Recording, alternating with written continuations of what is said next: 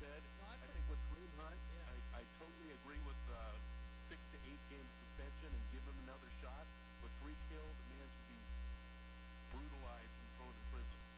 Pat, I'm down with. I probably shouldn't be, but I'm down with everything. I think that you said. Your perspective is well taken. And there are guys who played in the NFL that'll tell you that there's an issue with some of their colleagues and their ability to control themselves because of how violence is a part of their daily life. I mean, that's a real thing. 855-212-4CBS. Sam in Little Rock, Arkansas, where I used to live. I love Little Rock. Thank you for listening. You're on CBS Sports Radio. Hey, Bill. This is my first time calling, but I've been listening for a while, and I really just wanted to say that I love your professionalism, and specifically in the example, I was coming home through Little Rock, and you had kind of like a nice touch on 9/11, and you were like really quick and clear and clean, and I just really that point on, I was like, man, I gotta follow this guy. So I just wanted to shout you out and say, big fan, man. Man, dude, that's really nice. You made my night. I appreciate you. And I'll say this, Sam. Whatever I do badly, which is unfortunately too many things, I own that. That's me. Most of the things that I do well in my job, including radio, I attribute to my time as a newspaper reporter, including a couple years at the Little Rock Democrat Gazette right there in Little Rock, where I had my first job. So, full-time job. Thank you for the kind words. Really cool. Again, Arkansas, along with Iowa and Missouri were the places that kind of, I would say, sort of shaped the, hopefully when I am being a professional, when that comes through. Give us a call on CBS Sports Radio's toll-free line, 855-212-4227. It's brought to you by Geico. Great news. There's a quick way you can save money. Switch to Geico. Go to geico.com. And in 15 minutes, you can save 15% or more on car insurance. All right, Kansas City is the heart of the story. I'll be interested in this call. Mark, appreciate you listening. I know it's not a happy day in Kansas City. You're on CBS Sports Radio. Billy, what is going on? Man, what's up, buddy? It's I told the screener, like, it's just embarrassing, and to have Hunt, and then now with Hill, like as a Chiefs fan, you want to support and you want to feel like you have their back, but oh my Lord, it's getting tough. It's getting tough to do, and as a father and a husband, it's like I don't want to anymore. And it's tough to say. Hey, what's going on, Brian? How you doing? All right. Whoops, that's not the one I want to bring up. I want to bring up this one. There we go. All right, let's test this real quick. I got to run up to and do an interview with their TV broadcast. So I'm all over here, worldwide. Really? Okay. Wait, I'm gonna tweak that, and then I'm gonna do that. How's that? A little better? All right. Here we go. Popovich, Dawes, Grant, Lalonde, Samarukov, Dersey, Roberts, Hillis, Suzuki, Entwistle, Jacob, Stevenson. Down just a little. I'm sure I'll end up having to go down a little more anyways. That's it. Toropchenko, Ralph, Howell, Schnarr, Gogolev, Ratcliffe, Collins, Hanley, Terry, Phillips, Camiso, Gordiev. All right, here's an interview. Welcome back to the UPMC Intermission Report. I'm Aaron Cooney. With me on the broadcast, joining for the intermission, Steve Fitzsimmons, play-by-play voice for the Guelph Storm on Rogers TV. Steve, thanks for your time. And I want to ask you about this Guelph Storm team because beginning of the year, everybody thought Guelph's going to do something. These guys, you're the core group, 19, 20 years old. This is kind of the time they go. Cool. All right, then we'll be good to go here 7:15. All right, thanks, man. Okay.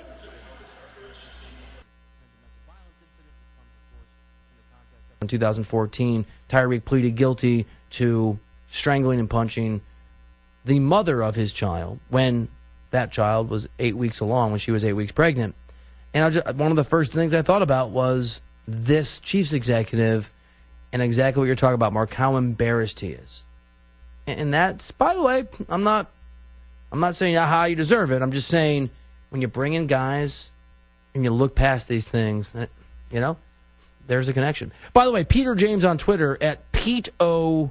E. James, I just want to say to you, you tweeted at me what an idiot I am and how you hope Tyreek Hill comes to Seattle and what a great person he is. You're both a bad human being and a coward. If you're going to tweet at me, don't delete your tweet. Okay? So, Peter, wherever you are, you fake tough guy, you're also a coward. Sports writer, sports R-E-I-T-E-R. 855-212-4CBS, Peter James. If you'd like to continue your argument of what a great human being, he's the man, I think was your term. Awesome. 855-212-4CBS. Sam in Portland, appreciate you. It's a little edgy around here, Sam. You're on CBS Sports Radio. Man, I heard listening to that guy a couple calls ago, gave his perspective on, what might have led to Tyreek Hill's, violence against children. So I wanted to kind of give a different perspective myself. I played college football for 3 years. I was a tough guy. As a Jew growing up, I used to beat up Nazis.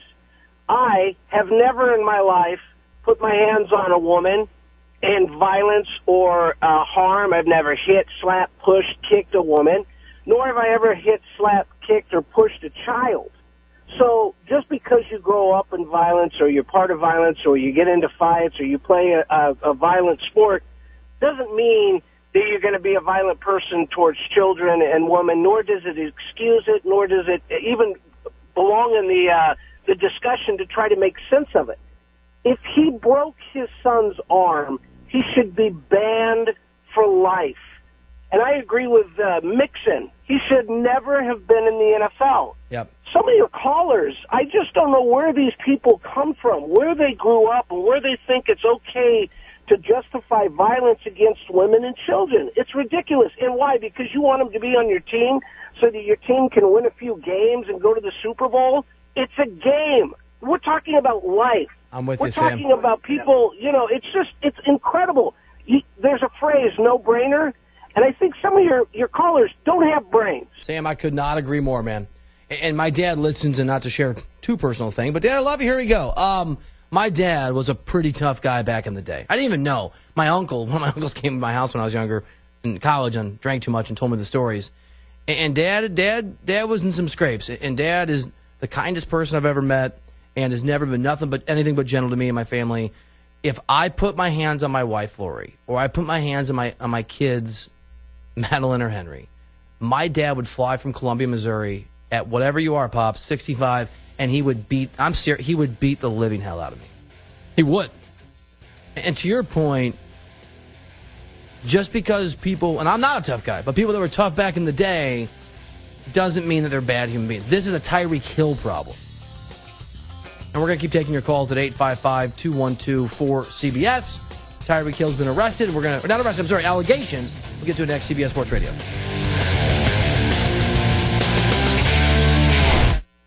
Prescription products require an online physician consultation and are only available if the physician determines a prescription is appropriate. See website for full details. Hey guys, good news. The outrageously expensive little blue pill is now generic, which means you can get the prescription medication to treat ED at affordable prices. And Hims makes it extra affordable. Right now, get your first month supply for free. All you pay is just $5 for your medical consultation when you go to 4hims.com/body. After that, it's just $30 for a month's supply. Sure beats paying big bucks for just one blue pill, doesn't it? Plus, you won't need an awkward in-person doctor's appointment to get the prescription. Hims has doctors online who can prescribe the medication, and a pharmacy sends it right to your door. It's affordable, private, and incredibly easy. Nobody likes dealing with ED. Now, thanks to Hims, nobody has to. And that's really good news. To get your first order for just $5, you need to go to this exclusive address, 4hims.com/body. That's 4hims.com/body for your first month for just $5. 4hims.com/body. You already know Hallman Chevy is your regional used car outlet. You know Hallman has the best certified pre-owned selection in town. But did you know Hallman Chevy also has dozens of budget vehicles ready for immediate delivery? It's true. Save time and money this tax season. Hallman Chevy is your one-stop shop with cars for every budget. Apply today at 1925 State or hallmanchevy.com. Hallman has it. It's the 814 Job Fair, Tuesday, March 26th at the Mill Creek Mall. It's the place to to be if you're looking for a job. Maybe you're already working, but would be open to a better opportunity. Lots of great jobs, full-time, part-time, and seasonal. Associated Clinical Laboratories is in need of a root services rep for pickup and delivery from client offices and hospitals to the lab. Also a phlebotomy services rep that would perform forensic and clinical specimen collections, and a medical technologist to perform routine and special analysis in a number of areas. Find out more at their booth at the 814 Job Fair. Also, Voices for Independence is hiring personal care attendants in all 13 Pennsylvania counties that they serve. PCAs assist individuals with disabilities with a variety of duties, including personal care, laundry, light housekeeping, errands, and more. A better opportunity is waiting for you, and you'll find it at the 814 Job Fair, Tuesday, March 26th from noon to 4 at the Mill Creek Mall, Macy's Concourse.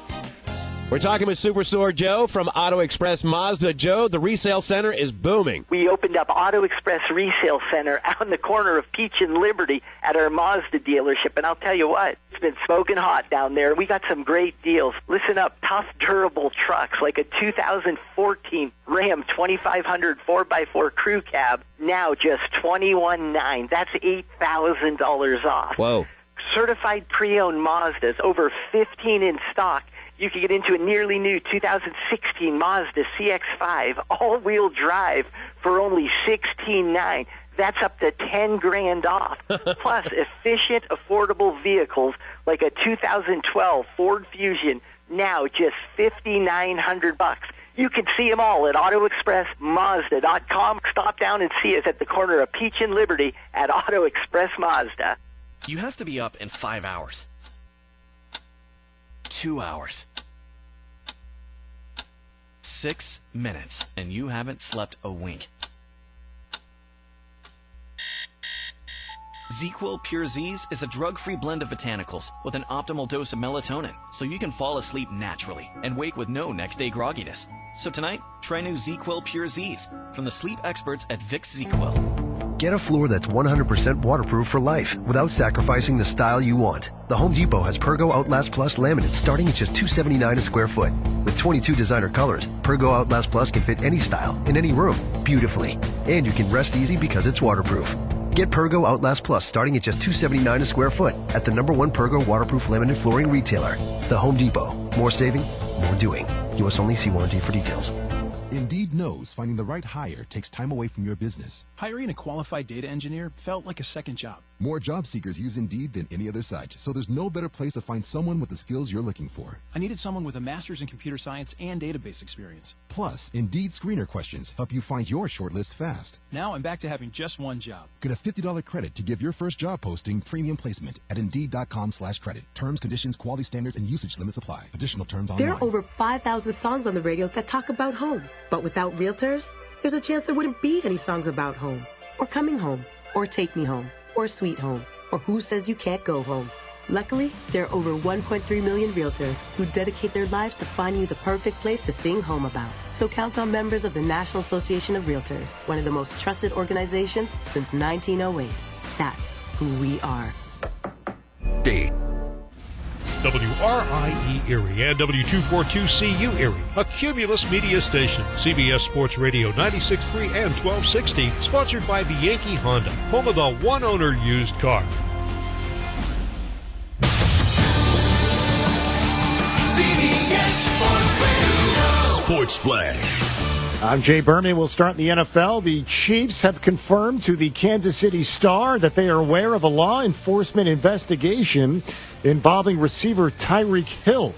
The newspaper has obtained a police report about a battery incident that lists a juvenile as the victim.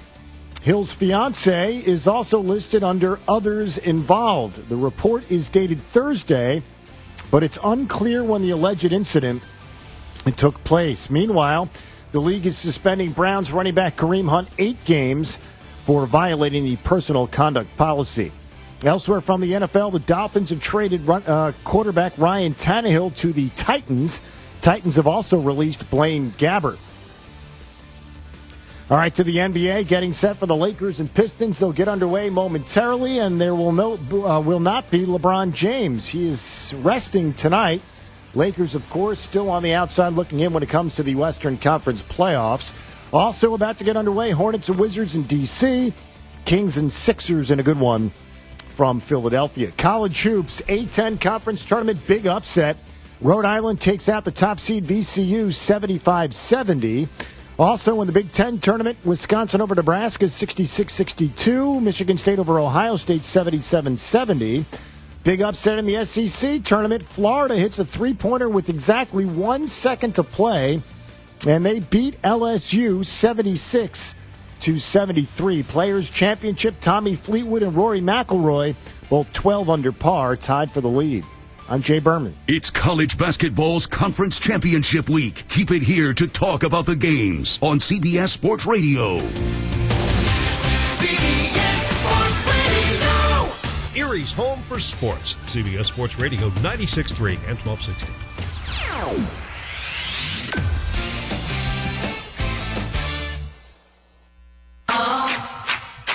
He's Bill Ryder, and he's righter than you. The program writer than you. Sometimes. He's a fan. I love sports so much. He's in your face. I will destroy those obnoxiously arrogant, clueless, tone-deaf superstars who are marginal players, good players, made careers, who believe they're Hall of Famers. He's nice. We're nice here, I promise. He's humble. I think I'm usually pretty good here on the show about admitting when I got it wrong. Here's Bill Ryder. What is going on this Friday? Bill Ryder with you. Thank you for being here. We are coming to you live from the Rocket Mortgage by Quicken Loan Studio. Rocket Mortgage is with you every step of the way to provide a seamless mortgage experience. Several of you are still on the line at 855-212-4CBS, and we're going to get to your phone calls as we continue the conversation from last hour. If we're just hitting the airwaves wherever you are graciously listening to the show, thank you for being here. We are discussing the news that Tyreek Hill has been, according to a Kansas City Star report, under investigation by law enforcement for an allegation of breaking his 3-year-old son's arm. Hasn't been arrested. The incident is still being investigated. It is taking place in Overland Park, Kansas, which is a very wealthy, Tony, upscale suburb of Kansas City, outside of Kansas, south of KC, on the Kansas side. And remember, Tyreek Hill, who, yes, is a remarkably talented wide receiver, reportedly punched and choked his girlfriend at the time, who was then 8 weeks pregnant with their son, the son that is alleged to have had his arm broken recently, all the way back in 2014, alleged to have punched and choked his pregnant girlfriend. He was arrested in that case. He was dismissed from Oklahoma State's football team. Good job, Oklahoma State. That's what you're supposed to do. And he did, in fact, plead guilty to domestic assault and battery by strangulation. He was given 3 years probation, and that conviction was dismissed this past August and expunged because he had completed his probation requirements. And as a result of all of that, he fell to the 5th round of the 2016 NFL Draft, where John Dorsey, then the GM, now in Cleveland, saw value and opportunity, like he saw, and many of you see in Kareem Hunt. We've talked about the moral side of it, and I'll just say it. Those of you that are tweeting at me at SportsRider, Sports, R-E-I-T-E-R, whether your tweets are still up there or you're deleting them because you're also cowards, saying that Tyreek Hill is the man and I hope he ends up on my team, there's something wrong with you. Some of these topics we can, and I'm always open to disagreements and different opinions, but if that's your opinion, go away. 855-212-4CBS. Here's the takeaway from me, and we're going to get back to these calls. Wade in Abilene, Dan in Portland, Chris in Oklahoma, Craig in Anchorage, and the rest of you. And again, Twitter's sports, and my last name, R-E-I-T-E-R, Sports Writer. I'm not saying that because Tyreek Hill did something egregious and got a second chance I wouldn't have given him, and is now, if the allegation is true, if has proven that second chance is going to be problematic for the Chiefs and he shouldn't have gotten it, that Kareem Hunt's going to do the same thing. But you want to celebrate John Dorsey for Baker Mayfield, do it. I'm with you. For the OBJ move, do it. I'm with you. For Nick Chubb, do it. I'm with you. For Denzel Ward at 4 that we all mocked, I'm with you.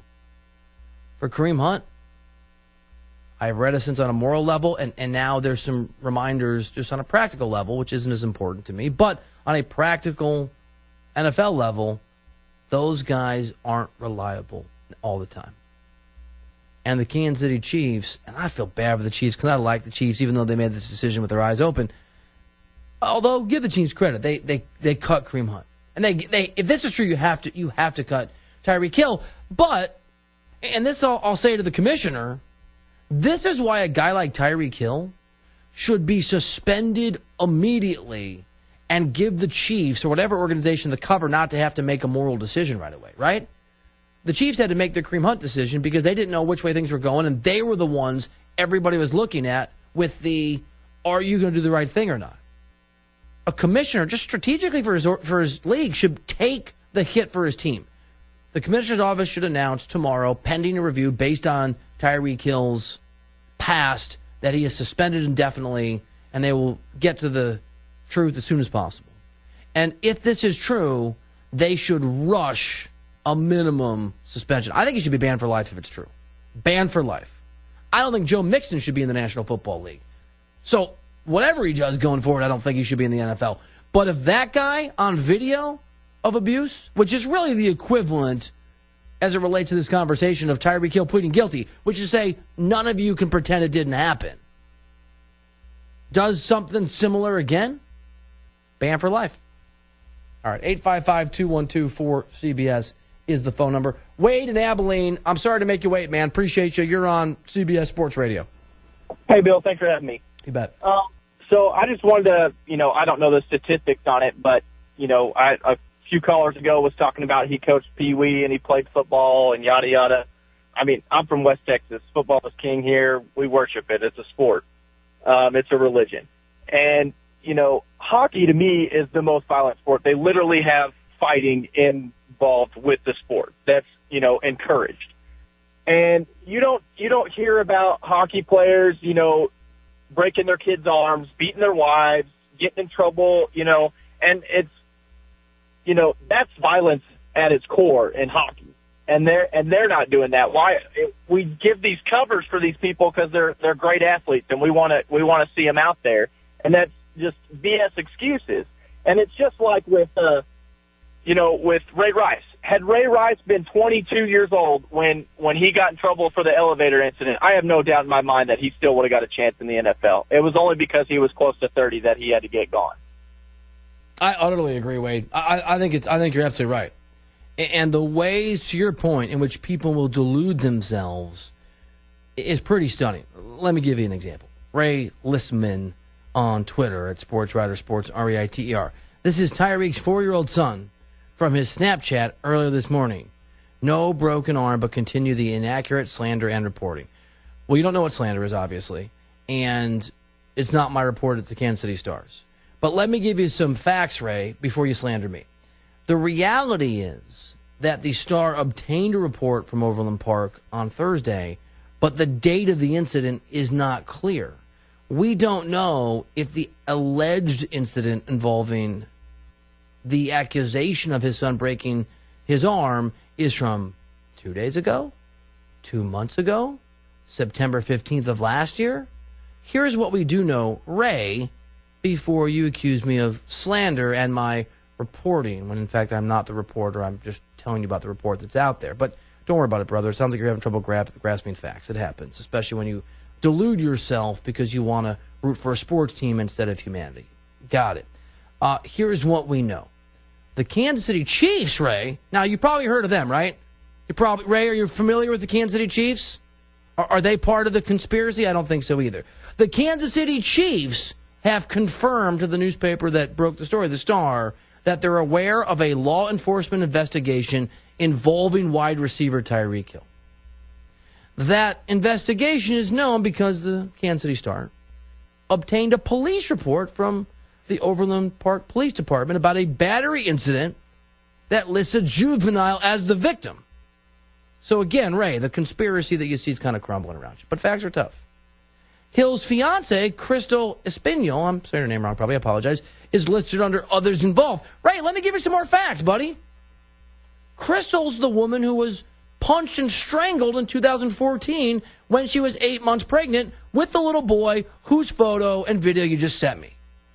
I know this because Tyreek Hill pleaded guilty and was kicked out of the University of Oklahoma.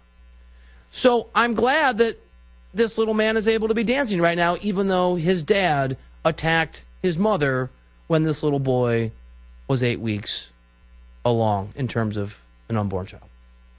There's more, Ray. You're probably not going to want to hear it, but I'm going to give it to you. A source, I'm going to read you from the Star story, familiar with the situation, said Hill's fiance has been in contact with Overland Park police. The source said that the incident was against the couple's 3-year-old son, resulting in a broken arm. I'll also say this, Ray, because facts are tricky things. A lot of things are unclear right now. You're saying Tyreek's 4-year-old son, the newspaper's saying his 3-year-old son, so one of two things are going on here.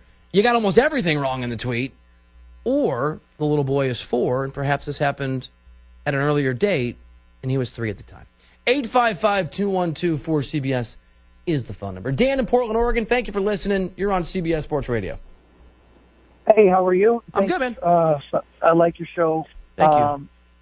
I just wanted to say that I think it's important that we all, take a minute and think about, and you said it already, just for some of your listeners to think about the victims, the people that have been hurt. This little 3-year-old boy, allegedly, the woman who he hurt, I don't know, his domestic partner or something, and because they're listening to this show either now or 5 years from now or 10 years from now, and they're going to look back on this and say, okay, what did he just get to go back and make millions of dollars? And it's like, I think we need to remember these people, because as a listener, maybe you got beat up or abused, or maybe you have a mother that got abused, or maybe you have a child that was abused. And do you want that abuser, alleged abuser, to be able to go back and be not rewarded, but just receive accolades and receive no kind of repercussions for that? And so I just want to look at it from that side for a second, and I'm not saying that I agree with you. I think he should be banned from the league if this happens, but I think he needs to get some counseling. I think he needs to get some rehabilitation of some kind, because he's in these people's lives, the child's life and his partner's life, and they have to live with this person. Dan, I agree. I'm sorry, but I appreciate you. I agree. I'll just say this.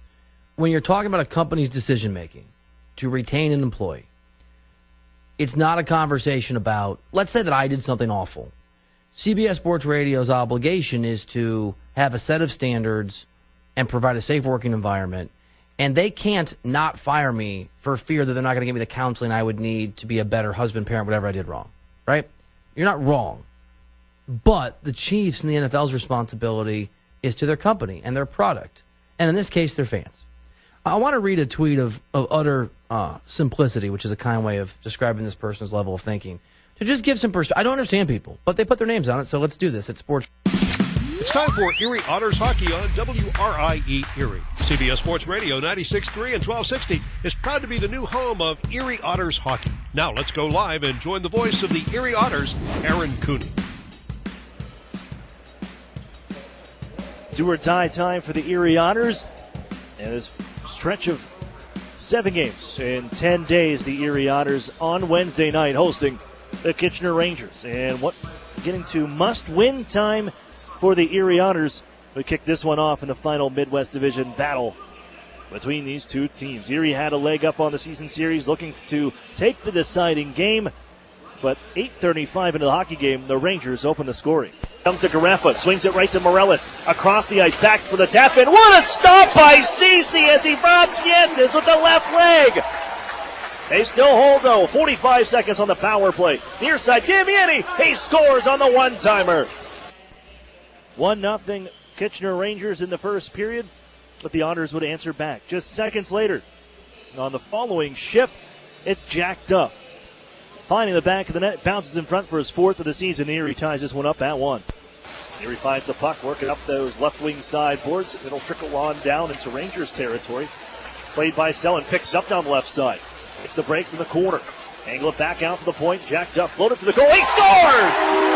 It hit off something in front and went through Richardson. But the Otters pinball one home. Banks open late on Wednesday night. We're tied at 1.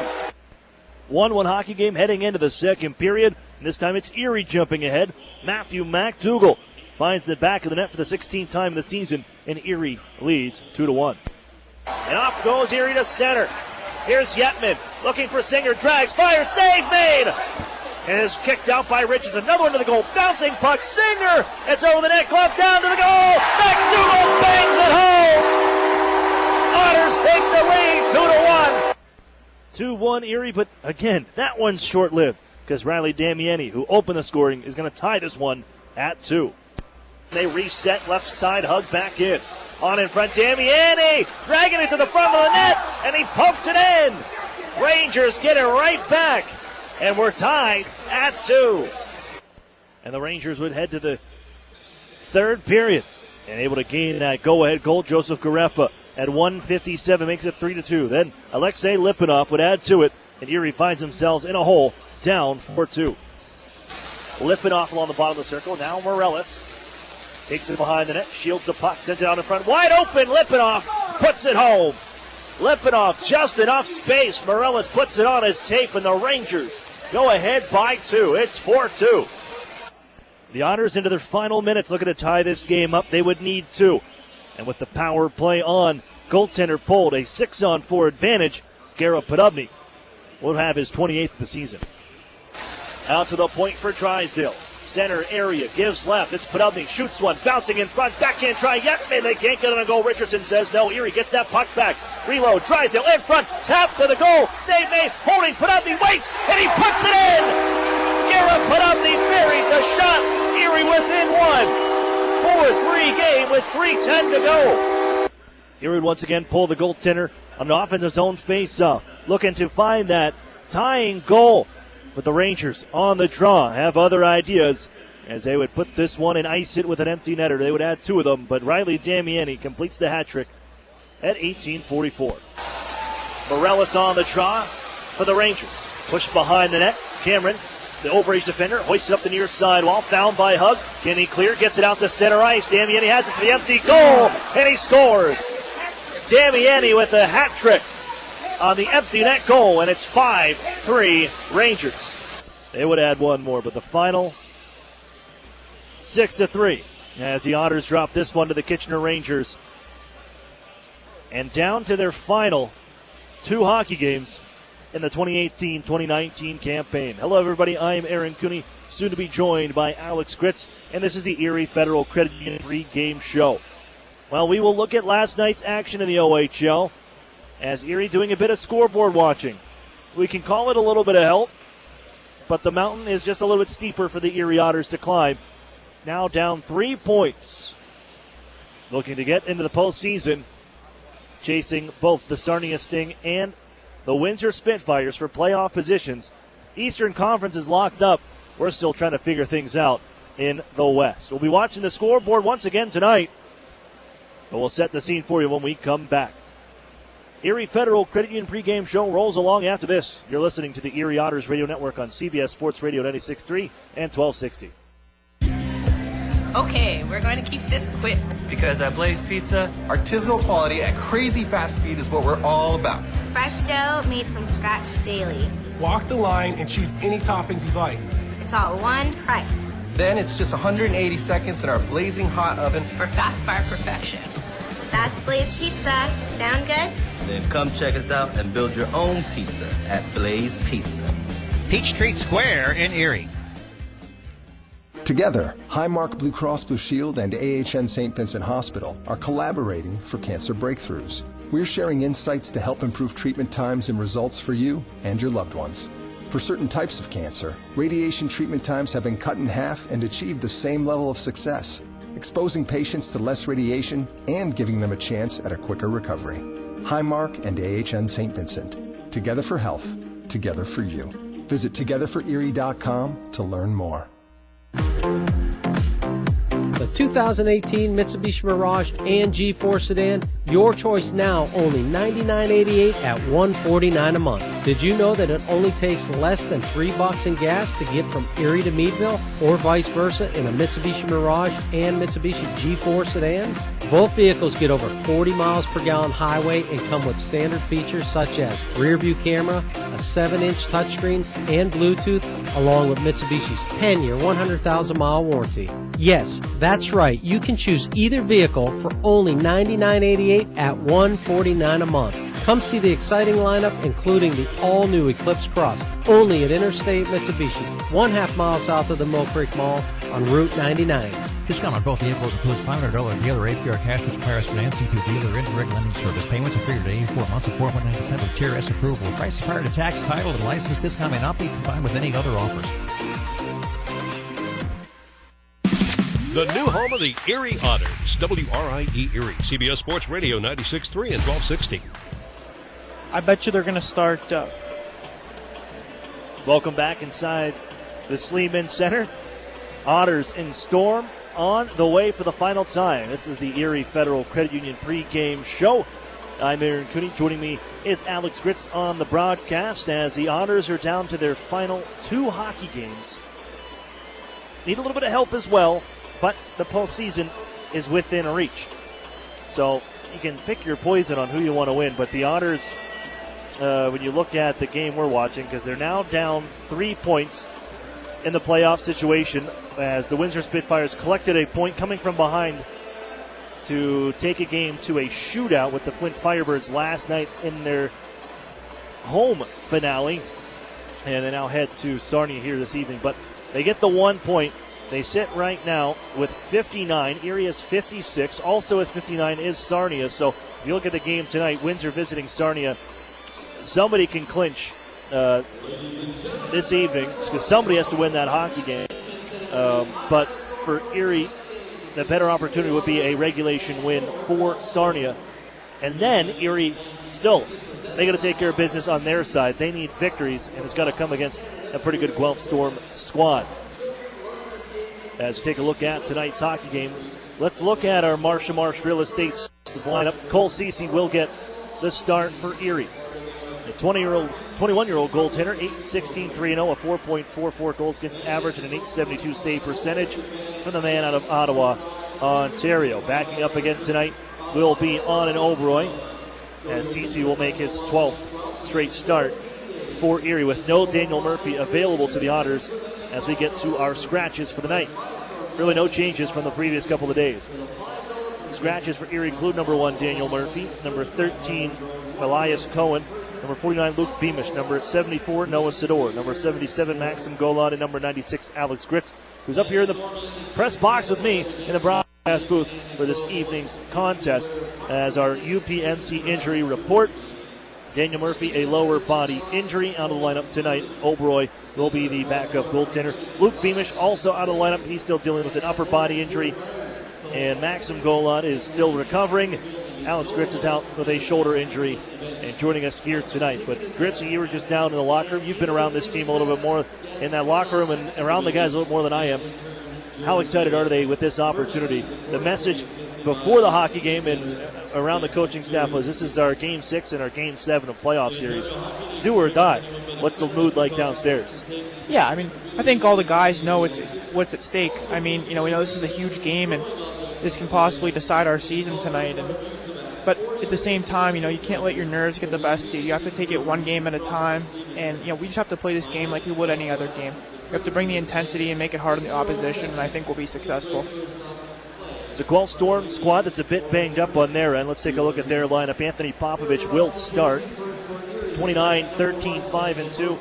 A 3.32 goals against average and an 8.98 save percentage for the Guelph Storm on this season. The 19-year-old from Belleville, Ontario. Making the start, Nico Oz had the net on Wednesday night in the very over the London Knights, 5-1. That was a big one for them. Scratches for the Storm include number 3, Stephen Grant, number 6, Sean Dursey, number 12, Keegan Stevenson, number 14, Cedric Ralph, number 22, Jack Hanley, out of the lineup here for these Guelph Storm. And I know when you look at it, there's nowhere for Guelph to go in the standings. There's no moving up. There's no moving down. They're planted at 4. They have their schedule that's coming up for the first round of the postseason. They will see the Kitchener Rangers. That series will start next week on a Friday here at the Sleeman Center. But Guelph, they can't rest anybody.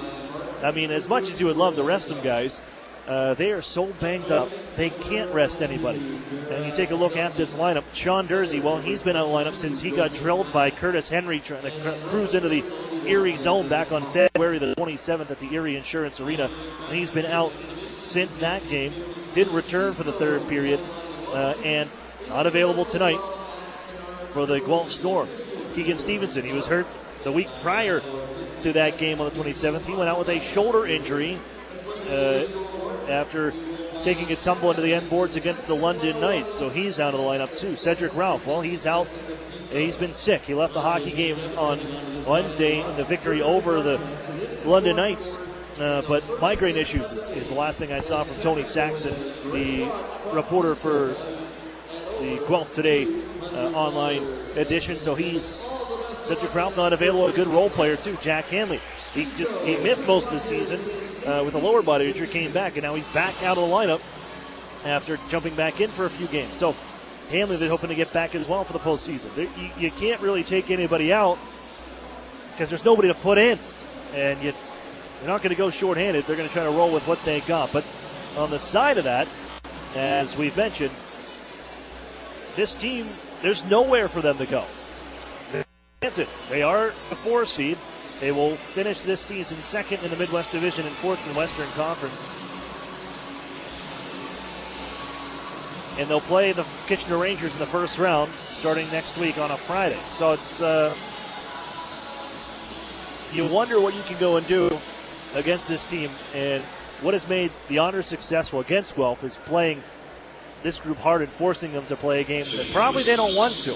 And Alex Gritz, you've been a part of some of these games where the Otters have not only come back in games, but beaten the Guelph Storm twice in overtime. The season series has been split 2-2 coming into this home-and-home set. How do the Otters replicate some of those efforts that have created victories for Erie in grabbing 2 points? Yeah, when we have success against Guelph, we're moving our feet, working hard, working back to pucks, not turning pucks over. We know how offensively skilled they are, and when we skate, move our feet, and take their time away, they get frustrated. And when they get frustrated, they start to get away from their game, and that allows us to open things up a little bit for ourselves. Erie needs points. Doesn't matter how they come. Regulation, overtime, shootout. You need points, you need W's. The postseason really starts tonight. Otters, Guelph Storm. It's the start of a home-and-home series. They'll play here at the Sleeman Center tonight. Tomorrow, the Guelph Storm come to the Erie Insurance Arena as the season, the 18-19 campaign, comes down. All of this. On the other side of this break, we'll continue with the Erie Federal Credit Union pregame show, and we'll catch up with Anand Obroy, Erie Otters backup goaltender, here tonight. More on the way. You're listening to the Erie Otters Radio Network on CBS Sports Radio 96.3 and 1260. Jerry just gradually got worse and worse. Our doctor said the only thing that could save you is a live donor. Karen's husband Jerry had end-stage liver disease and needed a transplant. Our oldest daughter said, "Dad, I'm a match, let's do this." UPMC is the only hospital in the region that does living donor liver transplants. UPMC saved all of our lives. My girls still have their dad. I still have my sweetheart. I didn't choose to have my liver fail. I did choose UPMC. Every time you enter the doors at New Motors, you're guaranteed to find the most experienced team in town. They understand the value of teamwork, provide great customer service, fight to get you the best price, and at the end of the day, outstanding customer service is our goal. Only at New Motors. When you visit, remember, tell them Larry sent you. Over the years, technology has greatly improved the productivity of the business office. From faxes and copiers to multifunction printers, now we just don't know how to get things done without them. That means you need a reliable printer copier and a dependable service plan. That's why you should trust Cooper Business Machines. They are Erie's only authorized dealer for sharp document systems. And most importantly, they'll maintain your machine so that it continues to, well, work. Just like your car, it needs regular maintenance and parts need to be replaced regularly. If your copier isn't properly maintained or you're not getting toner in a timely fashion, then you've been reminded of what it's like to work in the dark ages. Don't wait any longer. Your business requires dependability. Shouldn't you expect the same? Cooper Business Machines, Erie's only authorized sharp dealer and service provider, helping you get back to business since 1980. Online at cooperbusinessmachines.com or call 456-7585. The new home of the Erie Otters, WRIE Erie, CBS Sports Radio 96.3 and 1260.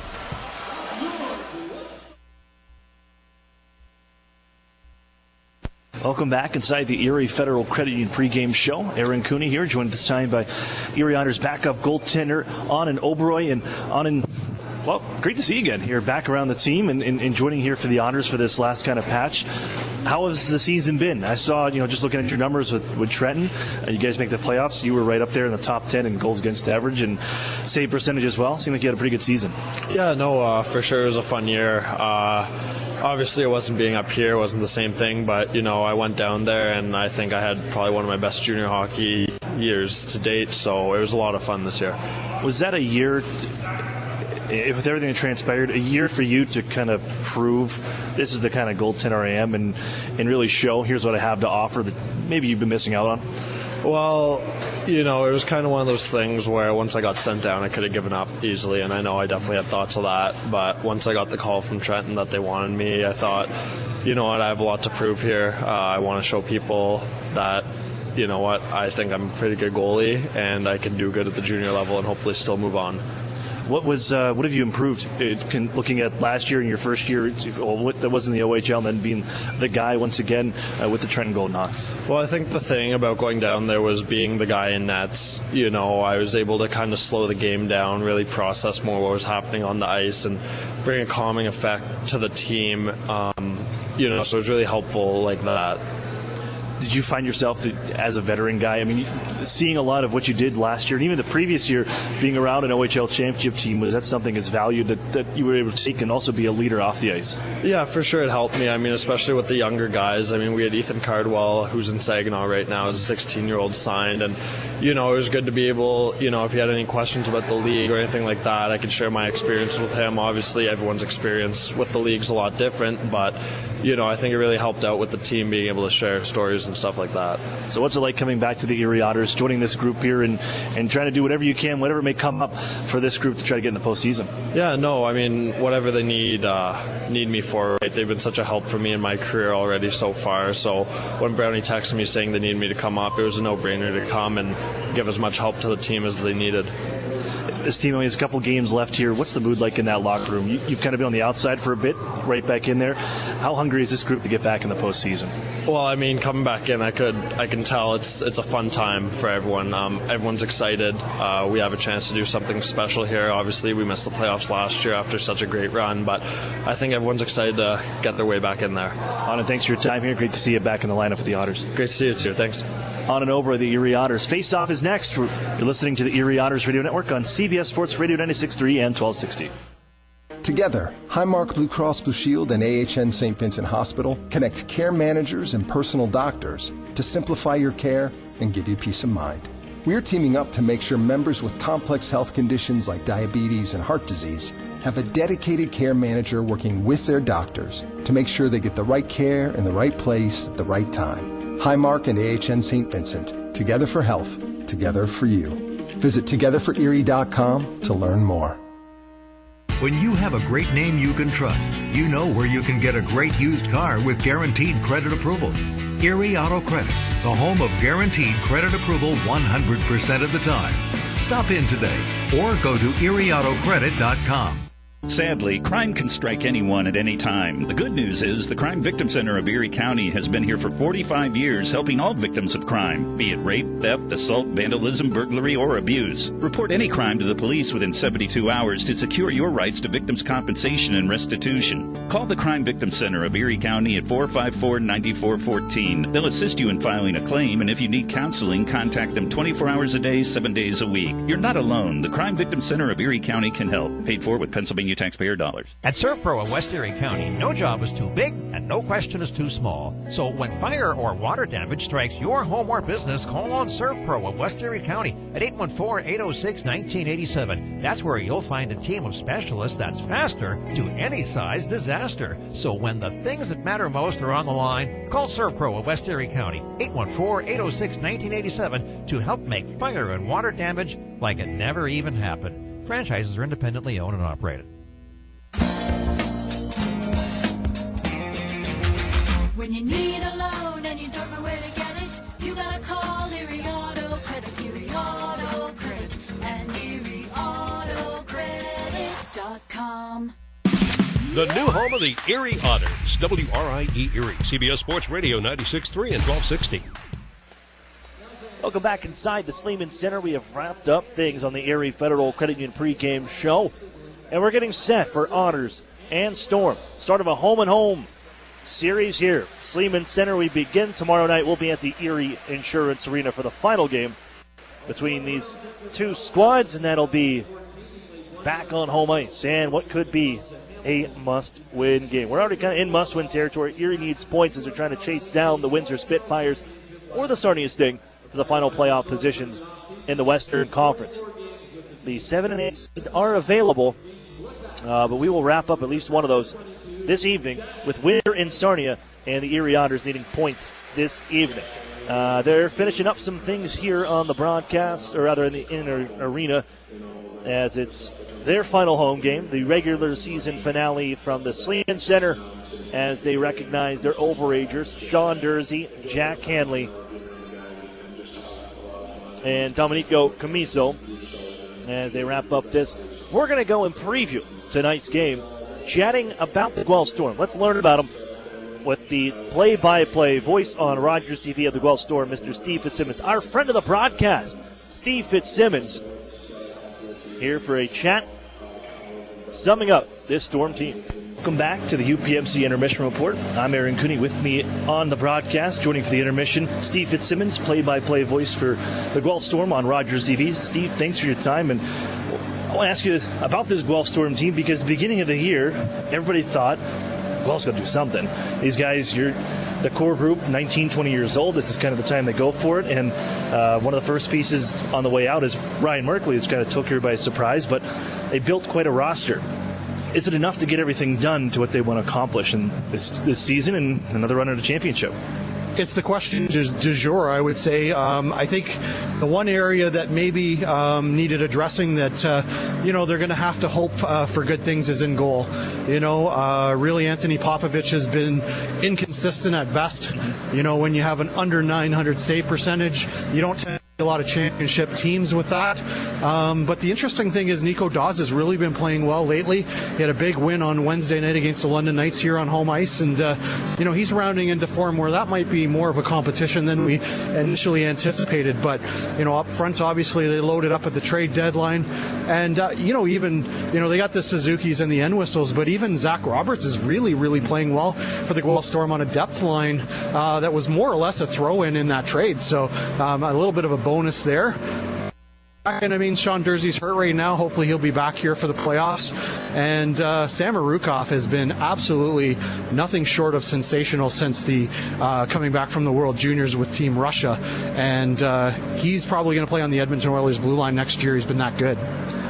And the next question I have for you, going with that, we've looked at the names, 11 NHL draft picks on this team, and that have been kind of assembled together. But have they had enough time to play together and find that kind of group mentality, that consistency, and a team feel? Everybody's kind of been in and out of the lineup just the way injuries have gone. There has really been just a string of bad luck for this group in the second half and in the calendar year of 2019. Is there enough for them to get together and be able to turn things on for a championship run?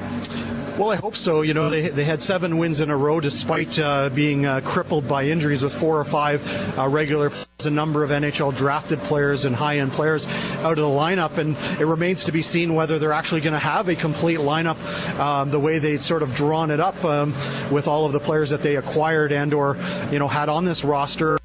We may not actually see that this year potentially, but you know what, they made a good stab at acquiring lots of depth players at the deadline.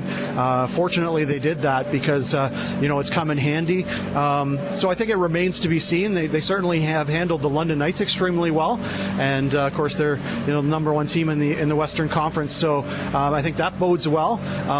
They seem to struggle a little bit mentally with some of the teams that are beneath them in the standings. They're going to have to really buckle down and focus on that. The names we've talked about, but there are 2 that kind of stand out that are homegrown, with Isaac Ratcliffe and Liam Howell, or excuse me, Nate Schnarr. But those guys, they've kind of seemed to be here for the last 4 years. They've produced every single year. What has made them so good and so successful that Guelph has been able to lean on them over the last couple of seasons, and also here coming into this playoff run? Well, with Nate Schnarr, I mean, it's consistency, but also being healthy. You know, he only played half the season last year.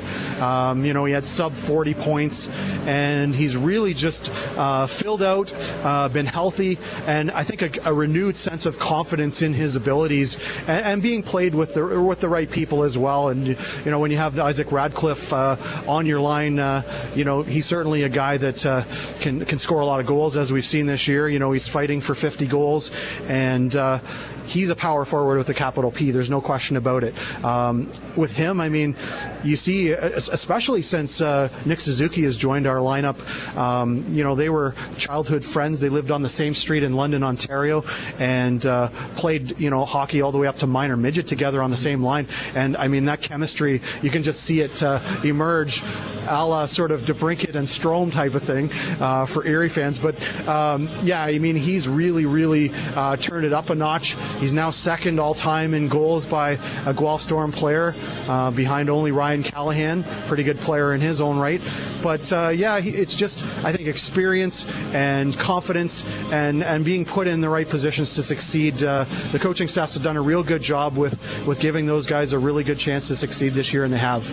Steve, you've been a friend of the broadcast on the Erie side for me here since I jumped into the league, and we've had some time to fill intermissions beforehand and looking around the Ontario Hockey League. I want to do that one more time here, as it's most likely our last visit into the Sleeman Center tonight.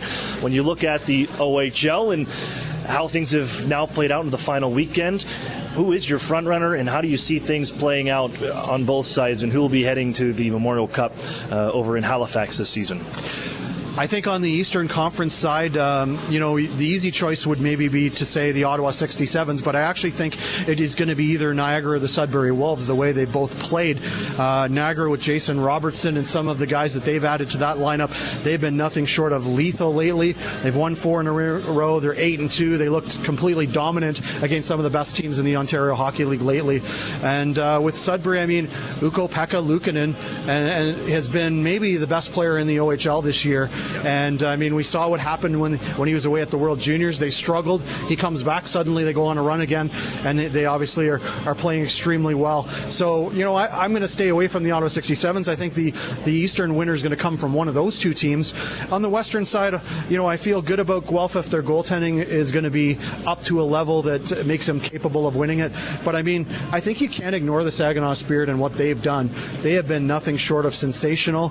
It's nice to see, you know, that U.S.-based club, you know, suddenly be able to recruit players. Their NHL connections with Chris Osgood and Jimmy Devellano certainly paid dividends, especially with some of the high-end U.S. players, you know, getting some of those guys to play for that team, and it's made a difference. And I think Owen Tippett has really added an element of scoring and leadership that they maybe were needing as well, and some of that veteran experience, and he's fit in nicely on that lineup. So I would say, you know, to hedge my bets a little bit, I'd say it's probably Saginaw or Guelph. I kind of have to say that, I guess, if their goaltending holds up. I think those 2 will be the finalists in the West, and I think it's Niagara and Sudbury in the East. Steve Fitzsimmons, play-by-play voice for the Guelph Storm. Rogers TV. Steve, thanks for this. Appreciate your time on the broadcast.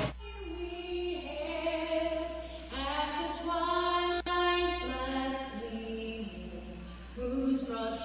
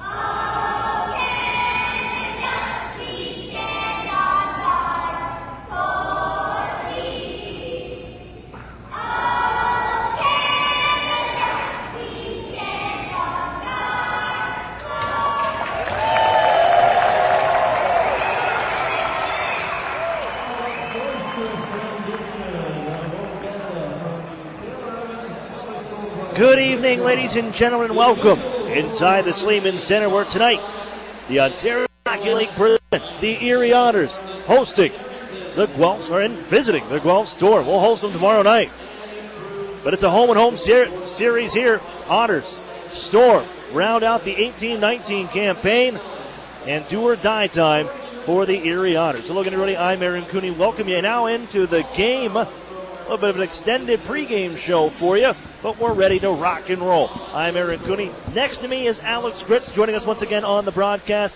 And Gritzy, well, as of right now, the Sarnia Sting are doing what they're supposed to do. They're helping out the Erie Otters. It's easier for Erie to chase down the Windsor Spitfires because this is their final game of the regular season.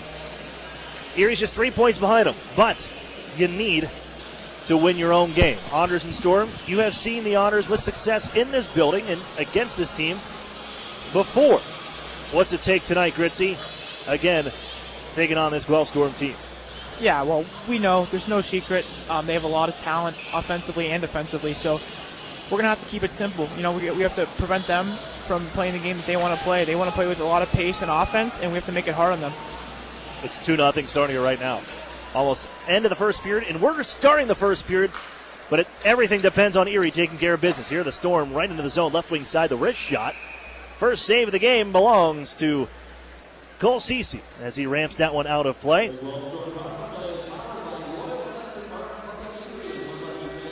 And the Otters will have a draw towards the right of their goaltender inside their zone. It's Cole Cece taking on Anthony Popovich, our goaltending showdown. We'll get to some Popovich stats in a little bit here because it's an interesting trend we have going on right now for the Guelph Storm. As Erie rattles this one out to center ice, a poke check here, freed up. Here's Hoffman right side, gets the puck and shoots it just high. And he held in from the point by Jack Duff. He had a goal the other night for the Otters in the loss against the Kitchener Rangers. Erie a 2-game skid right now. It doesn't matter if they can win these next two. Out in front for Joe Mack. It just rolls off his stick. And Liam Howe marches back to Erie ice, left wing side. Toropchenko back to Howe with a man in front. Sliding is Jack Duff. He'll knock that pass to the corner. Loose biscuit there, battling Joe Mack to help out. Two aside now. As up the right wing boards, the Otters can swing it towards the middle of the ice, and Garrett Podubny will loft this one on ahead, and this will go for an icing call. But it takes place in the neutral zone. 51 seconds in, we're back to Erie ice. So it's Cole Cece. 8-16, 3-0, a 4.44 goals against average and 8.72 save percentage in his 12th straight start. Across the ice, Anthony Popovich, 29-13, 5-2, a 3.32 goals against average and 8.98 save percentage. But he's lost his last two starts, giving up 5 goals and 4 goals respectively over the last 2 weeks in those two losses. Here's the Storm playing it to the near side corner of the Otters zone. Poked there by Hayden Fowler. Brought ahead by Sproul. Chip and chase, and off go the Otters down the left wing side. Chasing is Peter Chayka. Now Sproul back behind the goal. Fowler to the front. Sproul tied up on the far side boards. Ducks come a check, and Erie follows up, plays it out towards the point, but it ricochets off a skate of Mackenzie Entwistle all the way back to Erie ice. Back behind the Otters goal, Entwistle out ahead. He was looking for a point man, but that one is all the way back to Guelph Storm territory. As Peter Chayka chases Lalonde, brought ahead by Suzuki, and here comes Guelph back to Erie ice. Right side, Ratcliffe holds, waits, 48 goal man. That one shot blocked. Golden got a stick on it, and it ricochets out to center ice, thrown back in by the Storm, and the Otters can settle this one down. Almost 2 minutes off the clock. Start this one, no score. Here's McDougall out to center, then left wing into the zone. It's the face-off circles. That's a shot goal. That ricochets high off a stick, off the glass, and out of play. I imagine this first goal will be so important in a hockey game. Because you look at Guelph and a team that's already wrapped up a playoff position. They're sitting at 4. They can't move up. They can't move down. They will host the Kitchener Rangers in the first round starting next week in this building on a Friday night. Nowhere for them to go. If you get that first goal, you got to make them think, does Guelph really want to play these next 2 games, Gritzy? I mean, you're locked in. They're already banged up as it is. The injury list, it's a laundry list of players. Right, yeah. They're out of the lineup. But you can put some doubt in here and be like, you know what, we don't want to get injured because the real game starts next week. Here's Gogolev down the right wing side as he's tied up by the Otters. Marcus Gillard, puck down to the near side corner. They hand out to the point, Lalonde. Left side once more, thrown in front. Backdoor play blocked by Gillard. And Gogolev will chase this one down to the far side corner. Gogolev back in just his second game since being injured and missing 29 games with that broken ankle. Erie from the near side can take it away from Domenico Camiso as McDougal out ahead. There goes Yetman to center. He'll walk in and put this one off a stick and out of play, but I did want to get your opinion on that, of the Storm. This first goal for Erie could be so important. Yeah, it really could be important. I mean, like you said, they're sealed up their playoff spot. They know they're facing Kitchener and they're going to have home ice. So, if we can maybe get on them early, get on the board, and, suck the life out of them, they might just mail it in. Erie has the third least first goals in the OHL this season. They've only mustered up 25 of them. Only two teams have less, as Erie back the other way, North Bay being one of them. They have the least with just 20. They'll work it back to their own defenseman. Ripped in left side by Fedor Gordeev. And chopped up the near side boards. Erie trying to work it out of their zone. 2-on-2, this tie-up. Along the half wall, found loose by Dan D'Amato. Ahead for Brendan Kishnick, playing forward once again here tonight. And he'll drop it onto the near side corner. As on his horse is Daniel D'Amato. Chipped up the boards. Ryan Martin holds in right side. Gives to the right side circle. There's Brendan Selin. Then once more, D'Amato. Tied up in the corner.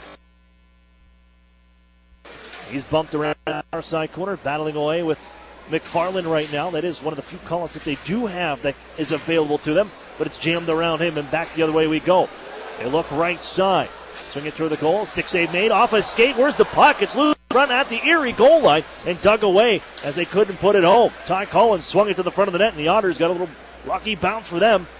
And back to help out Martin Duff as Jack Duff back behind his own goal now. Leaves up the near wall for Garrett Podubny, trying to tuck it out to center ice. Ends up back on the tape of Podubny to skate out to center red. Flips it into the zone. Settled by Sam Marukov. Played out in front here. Erie steals. Here's Podubny. And he's robbed by the right toe of Anthony Popovich.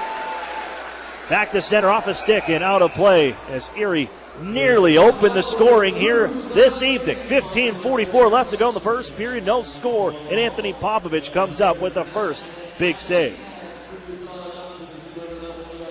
You see Guelph like to make a lot of passes. They like to move the puck around and distribute it. And there, a little bit of a misfire, and the Otters almost capitalized. Face off from center as Henry guides it back for his partner, Jamie Drysdale. 39 points on the season, looking for 40 points this year in his first OHL campaign. Only 4 other players have done that since the turn of the century to the year 2000. One of them, the last one, played for the Guelph Storm. Ryan Merkley, now with the Peterborough Petes, and a first-round pick of the San Jose Sharks. Here's Chaco, right side for the Storm. Wrister from the circle. CC equal to the task. So after one period of play in Sarnia, it's the Sting 2, Windsor Spitfires nothing. Jocelyn Braden Guy with the goals for the Sting.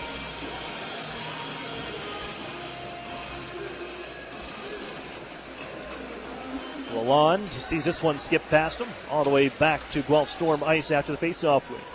Popovich up the near wall. Erie almost intercept that one as Peter Chenko was quickly into the zone but couldn't keep it in. Spiked the other way. Here's Entwistle leading it down deep for Isaac Ratcliffe. 48 goals on the season. Puts it out to the front of the net. Erie will intercept that one. It's all gold jerseys there, but Erie Otters, they lose it. And Ratcliffe, he's got a free try towards the empty goal. And he's able to slide it and chip it over. A desperate CC. Ratcliffe with 49. Goal comes at 5:06 after the Otters coughed it up in their own end. Against a good team like Guelph, who has really good sticks and good offensive instincts, sometimes you're going to have to simplify your game, not force passes up the middle, maybe just get that to the wall or skate it, make a simpler play. They can quickly take advantage. Isaac Ratcliffe. That's his 7th goal against the Erie Otters this year. As he tries to chase down 50. The Guelph Storm have not had a 50-goal score since Ryan Callahan in 2005-2006. Erie's going to slow one down back behind their net. And if Erie's going to do this and make it happen, it's going to be like they've done it all year, coming from behind. As they trail 1-0 here early. Up the near side boards. Played ahead. McDougal finds it. And he'll gain center red. Float it to the zone. And that's gloved down and chopped ahead by Owen Lalonde. McDougal gets it right back as the Otters reset from neutral ice. Zachary Roberts, former Owen Sound attack and the nephew of Gary Roberts, a longtime NHLer, pokes it out to center ice. And here's the freight train and Jack Duff. He just charged through two and chops it into the zone. Yetman finds it far boards. Plays it off his skate. Camiso kicked it away from Yetman. Erie back in. They got a lot of numbers in front here. Turning to the front of the net. And just wide was Brendan Selland. They reverse. Selland has it once more from the left side circle. Twists away from some traffic. Gives to the point. Duff. D to D for Martin. Skips over his stick. But he's able to hold in. Just chip it down low. Erie making a change behind the play. As the lawn trying to move it. Singer crashes in. And some room to escape for Domenico Camiso to play this out ahead. Camiso in across the Erie line. Curls it left side. Back in front. Just past the skate of Camiso. And a penalty coming up.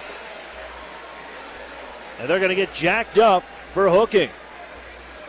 And Duff, he's got words to exchange with Joe Monet. But Erie will be shorthanded now. After a rush back the other way. Some good pressure by Erie inside the offensive zone. But now you're going up against the third-ranked power play in the Ontario Hockey League.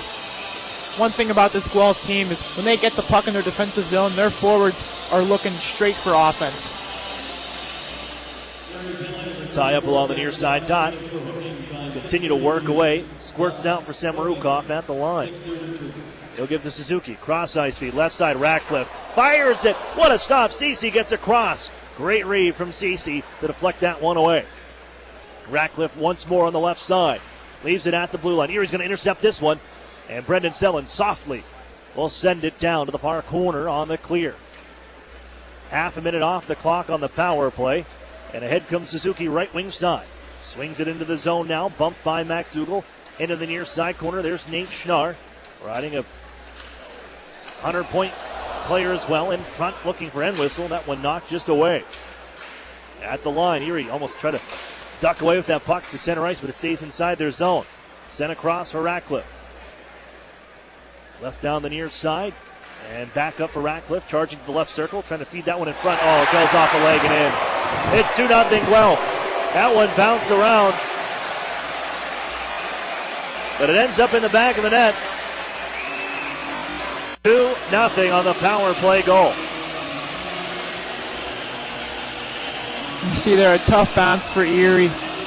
Guelph moves the puck so well. Able to capitalize there.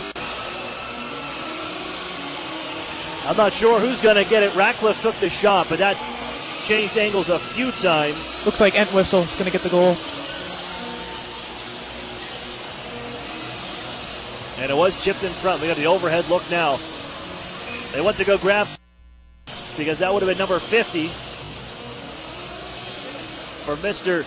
Isaac Ratcliffe. But he'll have to wait for another opportunity. It's 2-0 Guelph. Sent into the Erie zone back behind the net. And working it around the horn will be goaltender Ceci. Erie unable to clear. Sent back down the right wing side. Here's Schnarr. Glove down and Howell plays, and whistle sounds for a hand pass. And a face-off out to neutral territory. And Entwistle does get the goal.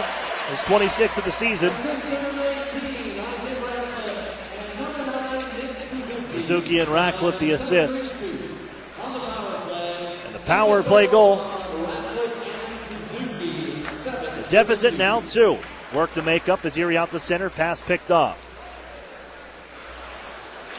Back to the blue line. Phillips out ahead, and that deflects off the stick of Drysdale as well as Alexei Toropchenko into the Erie bench.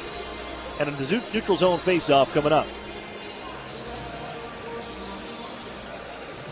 One thing I think Erie can do is start to get pucks behind the Guelph defenders. They don't want to defend. They want to play on the offensive side of the puck, so we want to wear them down in their own defensive zone below the goal line and attack the net.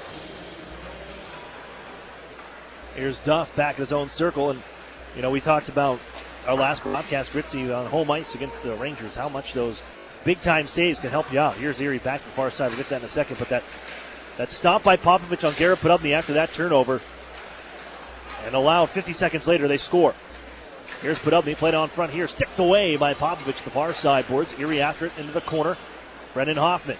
Now Joel Mack up the wall for Ryan Martin. Cruises along the blue line, winds up, slap shot, glove save. Popovich has it. He'll gain the whistle, and a draw to his left on the way. Otters do a good job of getting the puck low to high there to the defenseman, but one thing I think they'd like to see better is maybe some more net presence in front of that shot so Popovich can't cleanly see it. Shots are 8-2 early in favor of the Guelph Storm. The face-off left of goaltender Popovich, the Guelph Storm have alternated wins and losses here last couple games. Here's one floated to the goal by Golden and just sails wide. Off the end boards, Brendan Selin up high. The Golden left side circle winds up, half slapper looking for a deflection in front, and there's no Erie stick there. A pick off is Selin, having a great start to this hockey game for 44 in goal. Able to hold in, but laid around the boards by Samorukov, thrown to the net by Gillard. Deflected away by Popovich, and once more loose at the blue line. Kishnik after it. Can he sweep it into the zone? It stays inside, but Samorukov cleans things up. Angles it off the boards back to center ice. Erie takes there. Selin avoids a check, floats it to the near corner. D'Amato crashing in. He smashes Chayka as Selin holds in down deep off the shelf and in back to the far side corner. Moved by McFarland. D'Amato crunches another man, but it's swept out to center ice by the Storm. Here's Henry on ahead for Brendan Kishnik. Low man in the zone. He's shouldered as coming crashing through was Isaac Ratcliffe. And almost caught a spinning Kishnik who bounces off that hit. Here come the Storm back the other way. Into the zone, Ratcliffe after deflection. Able to keep it alive on that blue line. Popped into the air. Erie knocks it down. Skied out to the line. That's center, where it's gloved by Phillips. And here come the Storm once more. Pass picked off by MacDougall. In left wing side, Matthew MacDougall shoots. Shoulder stop. Rebound in front. Erie over skates. And it's moved away by Guelph to the far wall. Scooped up by Ratcliffe in flight. Now end whistle right wing side. Into the Erie zone at the circle. Suzuki finds it, puts it on front. Erie can defend that pass as Drysdale knocks it away. And off goes Yetman ahead. With numbers, MacDougall back for Yetman, but Erie's offside. Whistle sounds with 9:41 left. First period. The Guelph Storm on the back of Isaac Ratcliffe. He has his 49th and also set up Entwistle on the power play. 2-0. Guelph Storm with the lead.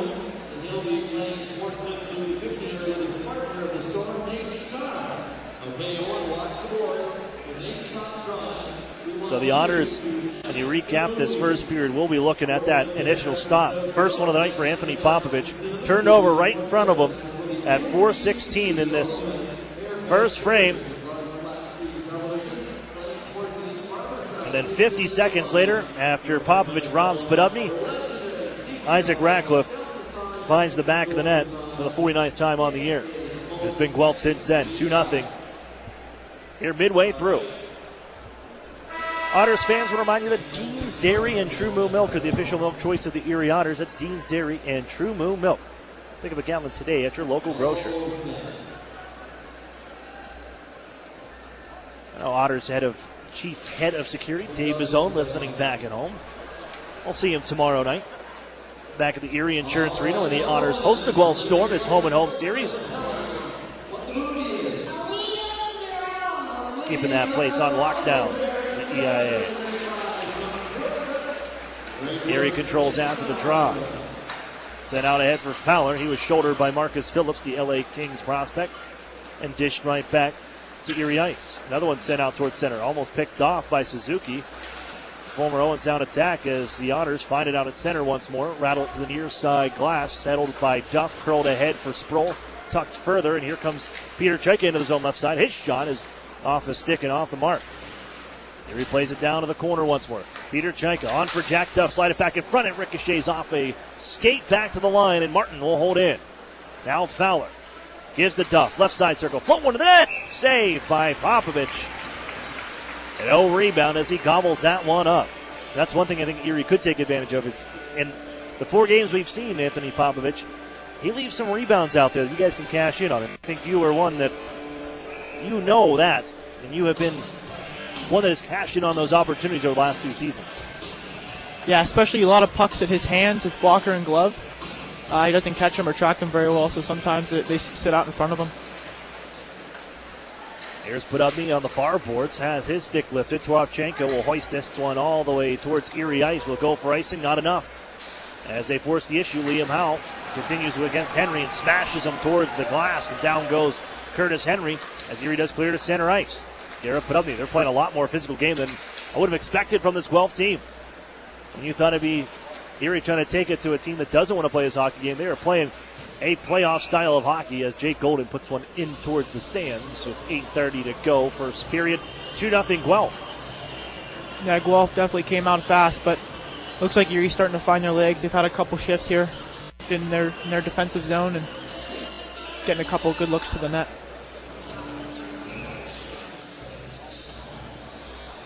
Face off at center. Pulled back by D'Amato. Otters looking for a little energy here. Marcus Gillard trying to get out to Daniel D'Amato.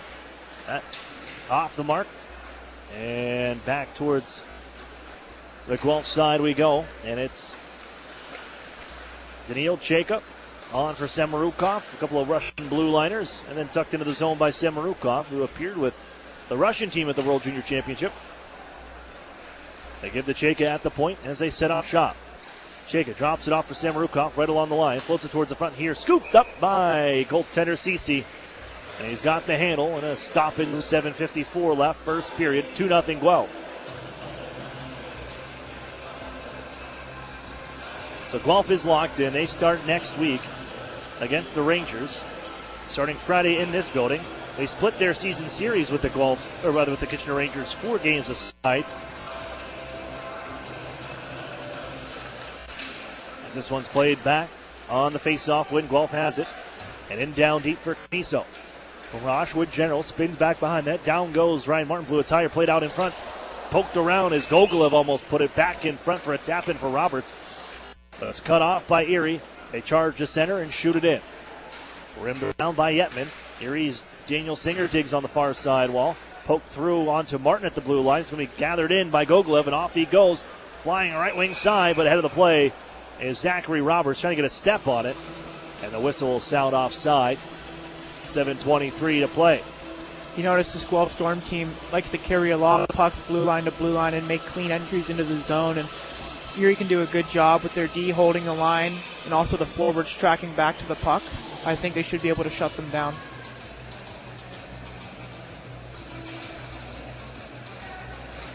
Guelph wins his draw to Marcus Phillips.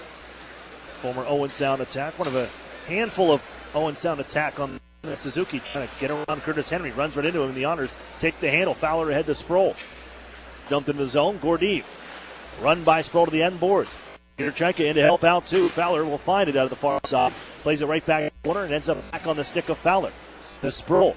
And it's Gordeev taking that puck away. And out ahead to center ice.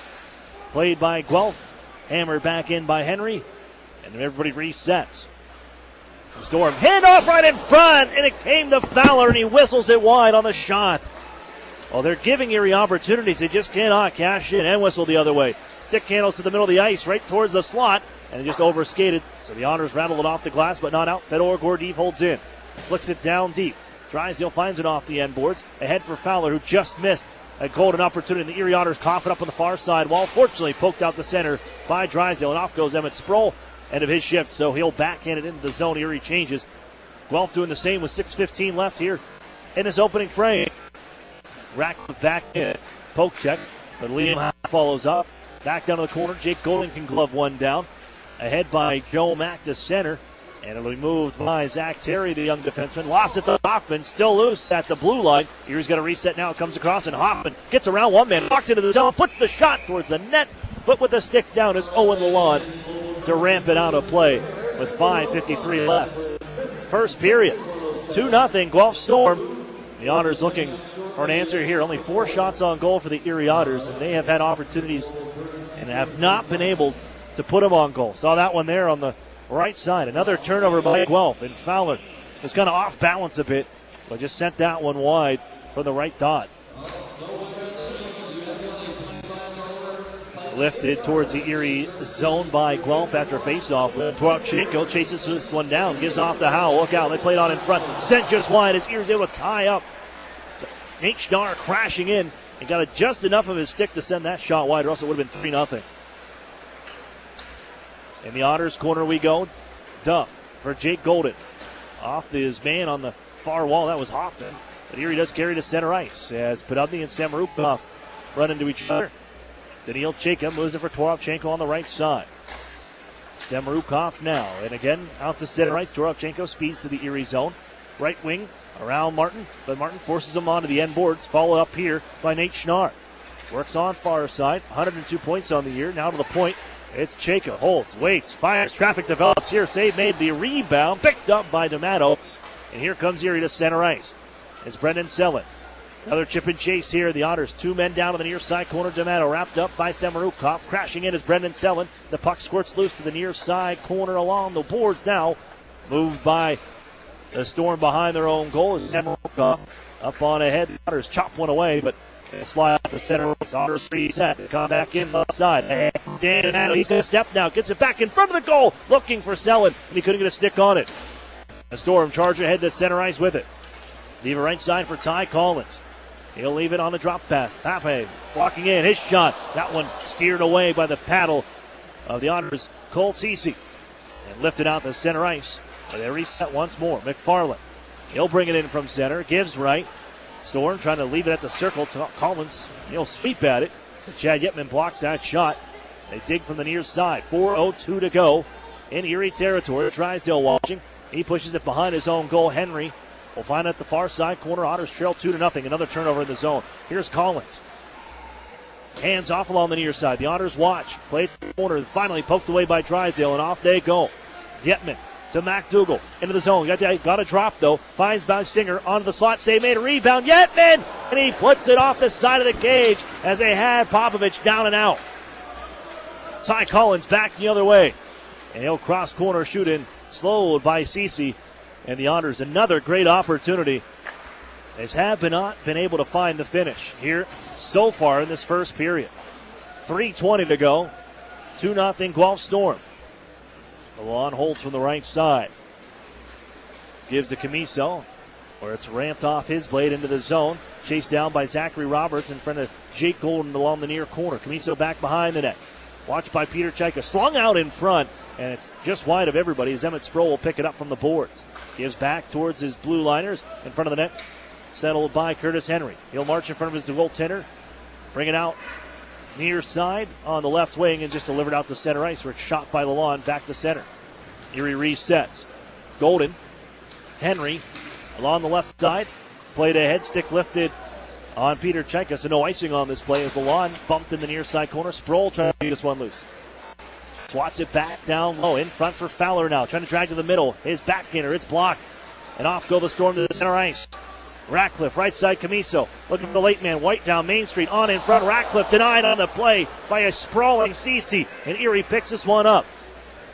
Carrying ahead is Emmett Sproul. 1-on-2 into the zone. Works down left side. Fowler calling for it. Has it now. His shot. It's blocked. Chayka finds it from the corner.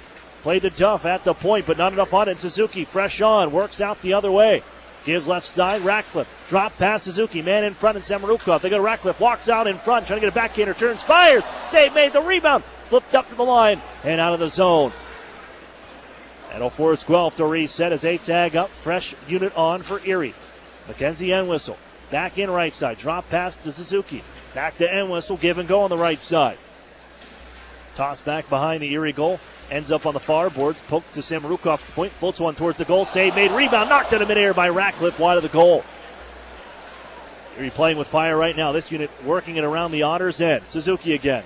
Gives right. Chayka along the face-off dot. Now behind the goal. Forced there. Wraparound. Tries save. Made. Rebound in the paint. Garrett put up and he ends it. Hands off the Drysdale in the corner. Puts off a skate of Entwistle. Joe Mack to help out. He'll hoist it ahead. Glove down. Kept in by the Storm. That should be a hand pass. No, it's not. The Otters have it, but they'll try to take advantage now. Mack into the zone. Right wing side. Tries the cage. Shooting and scoring is Mack.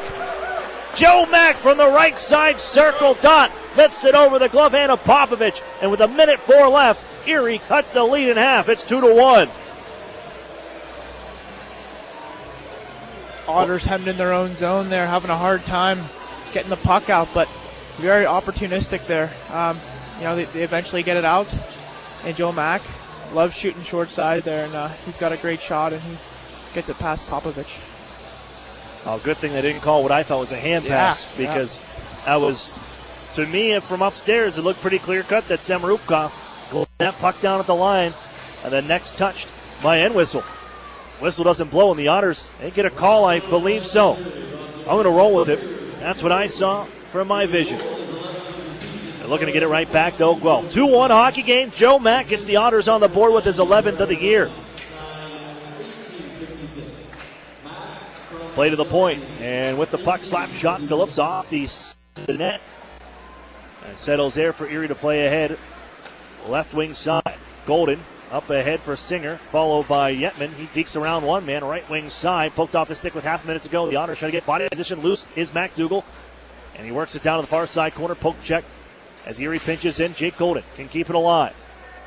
Rolls on the dasher and up high. Gordiev, he has Singer planted. Moved up the near side boards as Guelph trying to clear now. Tie up as to his side. Yetman and McDougall trying to keep it loose. Reaching with that long reach is Henry. As Liam Howell can send it on back. 5 seconds to go in the period. Marcus Phillips holds from the near side corner, and time will run down on the first. So it seemed pretty dark and gloomy for the start as the Guelph Storm would go up 2-0 within the first 10 minutes. But the Otters able to get one back. Joe Mack at 18:56 from Garrett Podubny cuts the lead in half before we expire the first. And it's a 2-1 hockey game here through 20 minutes of play. Does it seem like the Otters kind of settled down after a couple of those bounces? I know this. We've had this conversation a couple of times, Gritzy, on the start of hockey games, and I've had this conversation with the coaching staff too. But once this team settles in, it seems like they're right back in the mix of things. Right, yeah, those first 10 minutes there were a little bit ugly, and then they started to settle in, get a couple of shifts down in the offensive zone, working pucks around, and they had their fair share of chances. They had 3 or 4 really, really good looks, and I still think they gave up a bit too much, especially off the rush, and letting them make plays and not forcing them to turn pucks over. But yeah, it's still a 2-1 game. So and I think if Erie keeps doing what they did the second half of that period, they can get back in this hockey game tied up. They've come back before in this building, as in their first visit here. The Otters came from behind on the back of a hat trick for Erie's Yetman. Kyle Maksimovic delivered the overtime winner back on October the 26th in a 5-4 overtime victory with the Erie Otters to climb out a 2-goal deficit before. So, it has been done before. We'll see if the Otters can pull this off once again from the Sleeman Center. We come back, we'll chat with Associate Coach B.J. Adams for the Erie Otters. That's next. You're listening to the Erie Otters Radio Network on CBS Sports Radio 96.3 and 1260. As a CEO, I want the best from our employees. In return, they want the best from their company, especially when it comes to their health benefits. That's why we choose UPMC Health Plan. It gives our employees in-network access to the best doctors and hospitals, including the world-class care of UPMC. And the best part? It's affordable for all of us. For the quality, affordable coverage your company deserves, here's the plan, UPMC Health Plan. With the new Express Sports football and car racing from the Pennsylvania Lottery, you can play your favorite sports at participating retailers, bars, and restaurants. Make your picks on your placelet, like touchdown pass on the third play, or the first 3 cars across the finish line, and watch the fast-paced lifelike action on the big screen. With drawings for cash prizes every 5 minutes, there's never a dull moment. Come on. Yes! Express Sports from the Pennsylvania Lottery. Compete from your seat. Players must be 18 or older. Benefits older Pennsylvanians every day. Hi, this is Ed Rendell. I've got to admit that I was sort of a dinosaur when it came to using social media. But my son found Epic Web Studios, and we began working with them. And they've done an incredible job with us. They've significantly increased our followers on Twitter and Facebook. They make sure that we put up the right things. They capture every good thing that I've said or done on TV and get it out real quickly. And it's been just a revelation to me, and they've been tremendous to work with. Don't be a dinosaur. Call or text Epic Web Studios at 814-746-6987. The Sheraton and Courtyard Erie Bayfront Hotels are proud sponsors of the Erie Otters. Join them for their pregame and postgame celebration at the award-winning Bayfront Grill or the brand-new Shoreline Grill, located just minutes away from all the action. Let them help you fuel up for the high-energy game with their extensive menus and craft brew selections. You oughter be dining with the best. The Sheraton Erie Bayfront Grill and Courtyard by Marriott. Few things hurt as much as a family or relationship that begins to unravel, and the longer it goes, the worse it feels. No matter how bad it seems, it doesn't have to be that way. There is hope. If you or a loved one needs help, call Family Services of NWPA today. Counseling is available for families, individuals, and couples. Take the first step at fsnwpa.org. Family Services of NWPA is a proud sponsor of the Erie Otters. The new home of the Erie Otters, WRIE Erie, CBS Sports Radio 96.3 and 1260. Welcome back inside the UPMC Intermission Report. Aaron Cooney here, joined at the time by Erie Otters Associate Coach B.J. Adams. And B.J., it seems like it's been just a tough couple of games for these guys. You know, all the hard work, everything goes into it, and maybe a couple bounces doesn't go their way. It seemed like even on Wednesday night, this team fought tooth and nail to the end there and just couldn't come up with what they needed that last gasp. But the response in a do-or-die situation, how has this team, as a coaching staff, looked at these guys and seen how the team has approached this last week and these last couple of games? Well, we've been proud of them. It has been a busy schedule, of course, and the guys are giving us all they have. And maybe a few fortunate bounces here and there could change things a little bit for us. But the good news is, we got to focus on tonight. We've still got a chance here. We need a little bit of help, obviously, but let's just take this game here tonight and see where it goes. When you evaluate the last two games, quick turnaround where you play Tuesday night, that wasn't expected, and then Wednesday back at home against the Kitchener Rangers. When you look at those two games, what do you evaluate and take that's good to, I guess, try to keep the team on a high more so than maybe down on itself that it would be after losing two games? Well, the good part is, from a lot of guys, they're really giving us a lot of real good efforts, and even on the back end here, we've got guys that are playing a lot of minutes right now in a short period of time frame in terms of the quick turnarounds and with the travel and up front as well. Guys are really giving out what they have for the most part, and you kind of see that sometimes the tiredness creeps into the game. It's more the mental side than it is the physical side, but that's what we're taking away is the guys are trying. It's not like they've given up.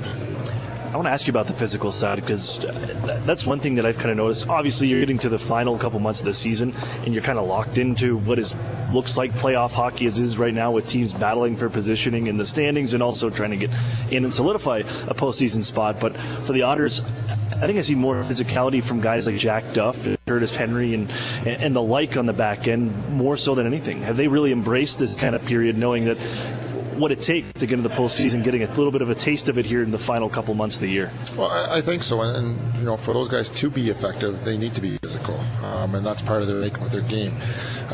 So for us to be successful, those guys have to play their game, which is being physical and moving the puck, and that's going to help our chances of getting 2 points every game. Brendan Kishnick bumped up and playing a little forward. What have you noticed from him? He's usually your guy on the back end there, but now here he is, just kind of a honey badger, looks like, in the offensive zone where he can just run in and hit anybody. Well, he likes the physical part of it, so we told him we can go up there. He's like, okay. Then we said, you can hit. He's like, oh, okay. He's pretty big. But you know what? He's done a good job up there for us. He's really done a really good job for us. And I think the other day, say, do you like it up there or do you like it more back here? He's like, I like it back here better. So, but testament to him that he's been able to actually help provide some minutes here for us to give guys a rest when they need it. And their line's been very effective. 2 games left. It's against the same opponent. You can look at that lineup and what they've acquired. It's 11 NHL draft picks on there. A lot of guys on the forward side, pretty high skilled. But the Otters, seems like you guys have been able to contain them in some of these hockey games. You've won 2 out of them. It's season split series right now, 2 games apiece. What has made the Otters effective against the Guelph Storm, slowing those guys down and keeping games tight? Well, I think for us, it's been our team speed. I think we're a little quicker than they are. I think they're a little bit bigger, more experienced than we are. But I think for us, it's our team speed. If we can keep the game simple and play fast and possess the puck on their end, I think that really takes away from their game. What about in this building? Sleeman Center, it seems like it can go either way. When you've been a part of some of those 50-win teams, it was kind of the Guelph team that was rebuilding that got the best of the Otters. Now it's been the other way around. Is it just this funky building or just this rivalry in general? This building's been weird. It's a lot of ebbs and flows with it, and I guess the earlier years you can see we had trouble here, and we've had a little more success here lately. But even throughout the game, you'll see ebbs and flows where it's just going one way, then it goes the other way, and I don't know, maybe it's something with the water up here. Well, I don't know what it is, but hopefully it's nothing too bad. We'll be back in home ice tomorrow against these guys. BJ, thanks for this, and good luck against the Storm. My pleasure. That's BJ Adams, associate coach for the Erie Otters. We got more coming up in the UPMC Intermission Report. You're listening to the Erie Otters Radio Network on CBS Sports Radio 96.3 and 1260. With the new Express Sports football and car racing from the Pennsylvania Lottery, you can play your favorite sports at participating retailers, bars, and restaurants. Make your picks on your placelet, like touchdown pass on the third play, or the first 3 cars to cross the finish line, and watch the fast-paced, lifelike action on the big screen. With drawings for cash prizes every 5 minutes, there's never a dull moment. Come on. Yes! Express Sports from the Pennsylvania Lottery. Compete from your seat. Players must be 18 or older. Benefits older Pennsylvanians every day. Together, Highmark Blue Cross Blue Shield and AHN St. Vincent Hospital make it easier to get quality care by investing in new facilities close to home, like an enhanced emergency department, renovated operating suites, an all-new cancer center, and the Eastside Health and Wellness Pavilion opening in 2019. Highmark and AHN St. Vincent. Together for health. Together for you.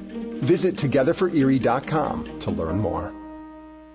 Meet you at Molly's before the game, after the game, or for the game. The Modern Irish Pub is the Otters away game headquarters with live stream broadcast. Molly Brannigan's hospitality is rivaled only by her cooking. Our new menu features the finest homemade Irish fare, along with a wee bit of the unexpected. Happy hour is the perfect pregame. Score with buy one, get one appetizers and discounted drinks. And don't forget to try our Otters Signature Sandwich, the ultimate fan food. Molly Brannigan's, just north of Perry Square on State. What sedan lets you hit the road and not the gas station? With an average of 37 miles per gallon highway, it's a 2018 Nissan Sentra. This compact sedan has a sporty profile thanks to its sleek aerodynamic design. It also has other great standard features like Bluetooth and remote keyless entry. The 2018 Nissan Sentra. 0 down for only $199 a month. Sign and drive. What's the best-selling SUV in America? It's the Nissan Rogue. 0 down for only $279 a month for 36 months. Sign and drive. The Rogue has standard features such as zero-gravity seats, Android Auto, Apple CarPlay, and rear cross-traffic alert. 0 down for only $279 a month for 36 months. Sign and drive. Stop in and meet the Rogue family at Interstate Nissan, 1.5 miles south of I-90 on Peach Street. 18 Nissan Sentra, selling price $19,247, VIN JY320068. 18 Nissan Rogue, selling price $26,100, VIN JP503998. Both leases 12,000 miles per year for 36 with Tier 1 credit approval through NMAC. Lease payment is plus tax, title, license, stock fee, and $595 acquisition fee. The new home of the Erie Otters, WRIE Erie, CBS Sports Radio 96.3 and 1260. Welcome back inside the Sleeman Center, where we are through 40 minutes of play, or 20 minutes of play, 1 period in the books, and the Otters trail the Guelph Storm 2-1 here through the first frame. I'm Aaron Cooney. With me on the broadcast is Alex Gritz, Otters' second-year forward, third-year man in the league. But the Otters within striking distance here, down by 1 with 40 minutes to play. Let's recap it for you, as the Otters probably had the best chance of the hockey game to start. 4:16 in the first. A giveaway by the Storm. The Otters putting pressure on the defenders. Gritzy mentioned how they like to go D to D. Well, they forced that pass through, and it's Garrett Podubny able to steal this one. Walks in front all alone, but cannot best Popovich, who comes up good. Give him credit. A great toe save. He's up to the task. And keeps the Otters off the board. And it stays scoreless until 50 seconds later when the Storm opened the scoring. Isaac Ratcliffe just got enough of it on that near side post to whack it over Cole Cece's left pad on a rush for the Storm. They took a 1-0 lead. Then a power play 2 minutes later after that, and finding the back of that. Well, Ratcliffe took the shot, kind of pinballed around, and lastly touched to deflect past the goaltender. The goal belongs to Mackenzie Entwistle, the former Hamilton Bulldog. He knows how to win a championship with that championship team last year. Hamilton Bulldogs 2-0 with the Otters late. And what probably should have been a hand pass call in this play, whistled down and dead. Oh, Erie's able to take advantage because it's not blown down. Erie takes the puck, and they quickly rush down into the offensive zone. And from the right side, it's Joe Mack with his 11th of the year. Absolutely rifles this one past the glove hand of Anthony Popovich. 2-1 game through 20 minutes of play. Let's take a look at the out-of-town scoreboard brought to you by the Sheridan and Courtyard Erie Bayfront Hotels, proud sponsors of the Erie Otters. You ought to be staying with the best. Busy Friday night in the league. 7 games going on right now outside of this one. Oshawa leads Kingston 4-0 with 5 minutes to play in the second period. North Bay 5-1 over Mississauga. Heading into the third period there. Let's see. I want to see. Nope. No goals, surprising, out of those 5 for Justin Brazeau, who hit 60 last night. First player to hit 60 goals in an OHL season since Alex DeBrincat, 64. And I believe it's just the third time in 10 seasons that somebody has hit 60 goals in the OHL. Elsewhere, Peterborough Petes with a 2-1 lead over the Ottawa 67s. That's heading into the third period. The Sarnia Sting, this is the one we're watching. 3-0 Sarnia midway through the second period. Let's keep that rolling. Sudbury leads Hamilton 4-2. Sault Ste. Marie leads London 4-2 in the second. And the Kitchener Rangers Owen Sound Attack are tied at 2. It's 2-1 Storm over the Otters into the second period. Gritzy, how do the Otters continue doing what they were doing? They were able to create some chances, haven't been able to finish. But how do they tie this game up moving forward? Yeah, I think they have to keep skating and keep forcing the hand on Guelph. Their D like to suck pucks back and hold on to it and try to make, risky passes. And I think if Erie skates and takes away those lanes and forces them into bad plays, they'll keep turning pucks over, and hopefully that leads into scoring chances for them. And also I think they need to possess pucks a little bit more below the goal line, force their D to defend down low and wear them out and tire them out, because they want to with the puck. They don't want to defend. So if we force them to do what they don't want to do, they're going to get frustrated, and hopefully we can capitalize on that. Second period's next. You're listening to the Erie Otters Radio Network on CBS Sports Radio 96.3 and 1260. Jerry just gradually got worse and worse. Our doctor said the only thing that could save you is a live donor. Karen's husband Jerry had end-stage liver disease and needed a transplant. Our oldest daughter said, "Dad, I'm a match, let's do this." UPMC is the only hospital in the region that does living donor liver transplants. UPMC saved all of our lives. My girls still have their dad. I still have my sweetheart. I didn't choose to have my liver fail. I did choose UPMC. Northern Pennsylvania Regional College. Where are we? The answer is right here, in your hometown, in your neighborhood, in your community. We are here offering 2-year degrees in workforce development where is needed the most. With evening classes, our students can balance life and work without having to leave their community. Visit regionalcollegepa.org for our degree options and application process. Northern Pennsylvania Regional College. This could change everything. Love where you live? Find yourself here with NPRC and enroll for spring 2019. Hi, this is Ed Rendell. I've got to admit that I was sort of a dinosaur when it came to using social media. But my son found Epic Web Studios, and we began working with them. And they've done an incredible job with us. They've significantly increased our followers on Twitter and Facebook.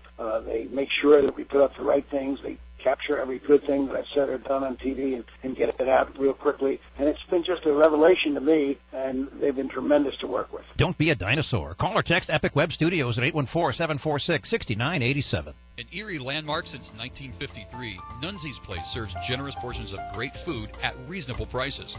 Family owned for almost 60 years, Nunzi's prepares the finest Italian cuisine in Erie. Come see why the Erie Times News said Nunzi's is known for food that tastes good. Nunzi's Place, located at 2330 East 38th Street near the Bayfront Connector. To call for reservations or place an order for takeout, call 825-2940. Nunzi's, known for Italian food that tastes good since 1953. The new home of the Erie Otters, WRIE Erie, CBS Sports Radio 96.3 and 1260. They're an American team, though. Yeah. Here we go. Welcome back inside the Sleeman Center. Set for the second period. The deficit is 1. It's a 2-1 hockey game. Here with the Guelph Storm ahead by 1. Erie cuts the lead in half. It was 2-0, and then Joe Mack got on there to put Erie on the board in this hockey game. As we get set to continue play. 40 minutes still left in this hockey game. Shots 13-6 in favor of Guelph. And to action we go. It's chipped on down to the far side corner. Hoffman shot out of a cannon here, trying to chase this one down. Forced to the near side. As Erie, a little bit of a pick off there. Kept in down deep. Here's Hoffman. It's a shot goal. And that one catches the mask of goaltender Popovich. And Erie holds in from the point after that. Deflection back toward the blue line. Thrown in down deep once more. Schnarr moves it on to the near side for Fedor Gordeev. Up the boards ahead for Toropchenko. Cruises around one man and on into the Erie zone. And taken right off his stick. Here's Jack Duff for Erie. Trying to work it up this near side. Look out. Schnarr almost poked that one away. It comes right to Ryan Martin. Trying to clear the zone. And he will just power his way out towards the neutralized territory area, where Toropchenko brings it back in left side. Toropchenko spins away from traffic. Gives right. Open man and Howe. But good thing it was a little far ahead of him. Back out towards center ice, where it's along the far wall. Erie can pick this up. Chaika, with the Erie just making a change in personnel. Samorukov now ahead towards the Erie line. Suzuki drifts backwards, sets it up. Samorukov doesn't shoot. Slides it to the open man right side. Ratcliffe, he sends one to the goal. Stick save and gobbled up by Cece. With 1:10 off the clock, Cece makes his first couple stops in the second frame. Remains 2-1.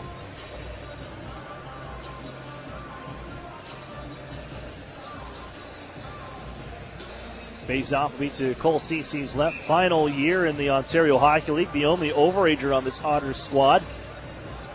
And just enjoying life right now. The opportunity, he is the guy. The Erie Otters right now. No Daniel Murphy with a lower body injury. He's up. On and Oberoi is backing up, but Cole Cece living out this dream to be the guy in the OHL as Erie can pick off this D-to-D pass and taken right back off the stick of Yetman by Isaac Ratcliffe. Battle for along the near wall. Neutral ice right in front of the Otters blue line. Spiked into the Erie zone on a poke check. And here's Suzuki getting control on the right side circle. Spins from the corner. Hands off to the point. Chaika. That is Daniil Chaika, the Guelph Storm. Left to the corner and worked up to the half wall. Ratcliffe takes over. Sends it across to the left side of the zone. Samorukov plays at the front. Ramped off a stick wide as it's left down deep. And now Suzuki at the half wall, right side, bumped by Henry. Also got that puck away as Erie trying to skate it out to center ice. They'll get it as far as the Storm logo at center, or it's bounced around, and Daniel Singer takes over. Backhander hoisted towards the net, slowed by the glove of Popovich. And now for Suzuki, Erie changing behind the plate, get a defender out there as Samorukov steps on the puck and stays onside somehow. Ratcliffe now puts it to the front, picked off by Erie's Chad Yetman. Drysdale's going to join him here. 2-on-2 through neutral ice. Sent ahead just out of the reach of Drysdale as it deflects to the near corner. They'll shoot it back in down deep as Erie finishes up a change. Headman out towards center for Gogolev. Part of the Ryan Merkley deal as Erie intercepts and sends it right out in front of their blue line. But fortunately, that was offside. That one, oh boy. The Sproul pass out towards, wanted to go to neutral ice. It went right to the tape of Zachary Roberts. Fortunately, that was offside. Power play here. Erie looks like a too many men call. I think he did that on purpose. We're going to go with that. He did that on purpose.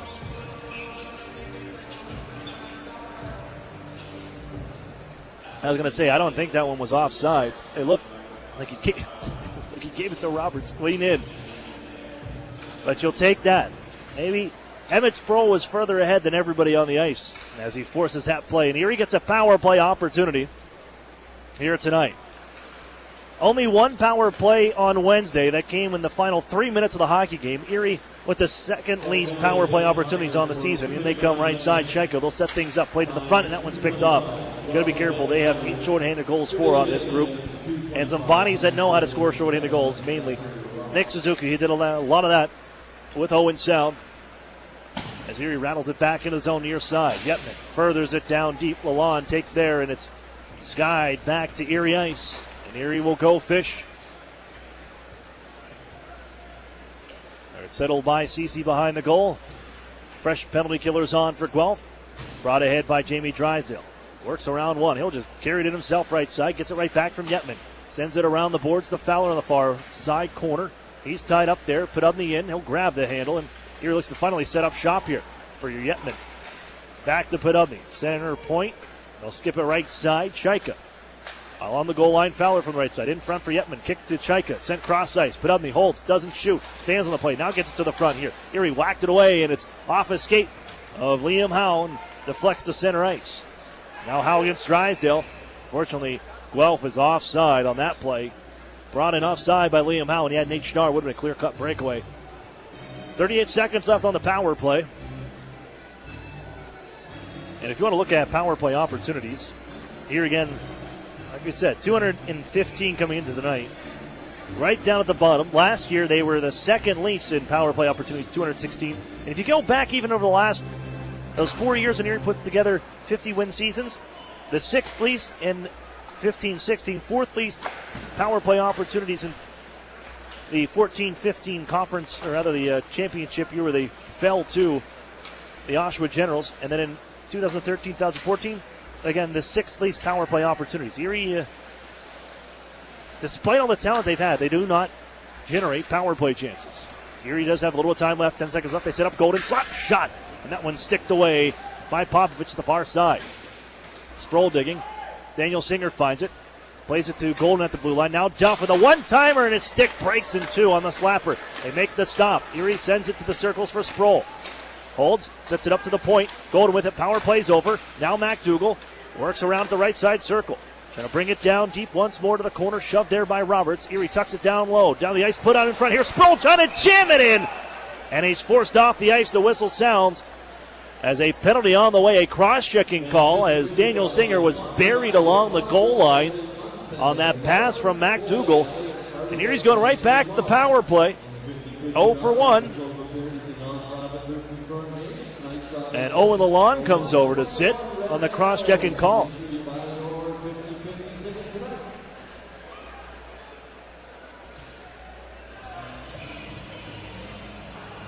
Face off to the left of Popovich. Won by Camiso, hammered around the wall. Calmly gloved down by Drysdale, and Erie sets up shop. Here's Podubny. Left side circle. Drysdale center point. Waits, doesn't shoot. Sets up Podubny left side. He'll wait. Holds. Face-off dot. Wrister. That's off a body and out of play. Second power play try for the Erie Otters. 4:58 off the clock. Here in this second. 2-1 Guelph. 8th ranked penalty kill for the Guelph Storm at 78.8%. Erie's power play, 16th in the league at 18.6. They hold in Chaika from the right side. Cross ice pass. Reeled in by Garrett Podubny. Now Drysdale center point. Podubny again left side. Floats it to the goal. Save made the rebound underneath the goaltender. Squeezing the legs together is Popovich. As that one rattled around, Fowler and Yetman on the doorstep. They couldn't get it loose.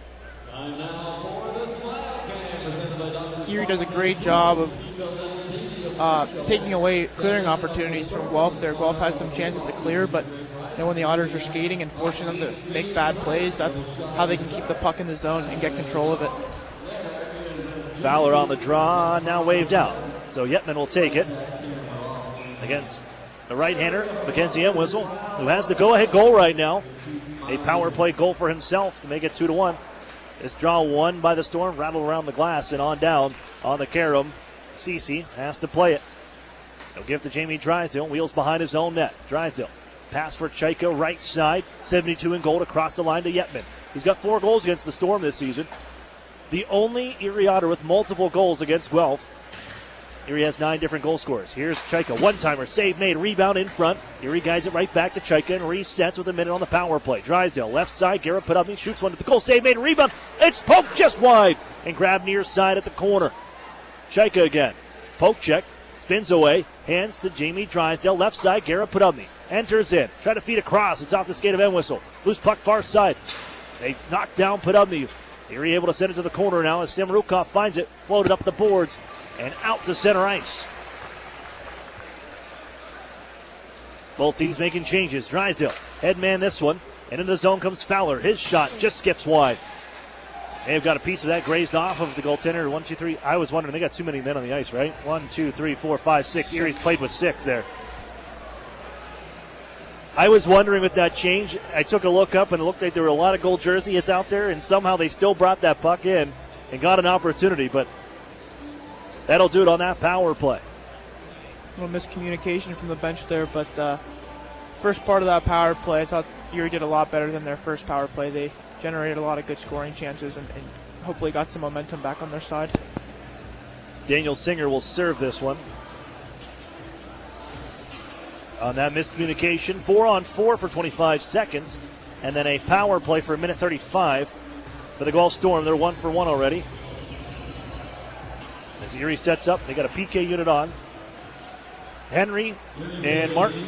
And now Joe Mack takes the puck after the face-off win by Erie. Joe Mack right side. He's at the goal tonight for the Otters. Along the near side board, Selin digging away. Gathered by Gordeev, and out ahead to center ice comes Gogolev. He's turned around right at the Erie line by Ryan Martin. Marcus Phillips now lost a handle. Brendan Selin left side. Here's Selin, walks in left side, shoots and scores! Brendan Selin from the left wing face-off circle, and the Otters have tied this hockey game at 2. How about that?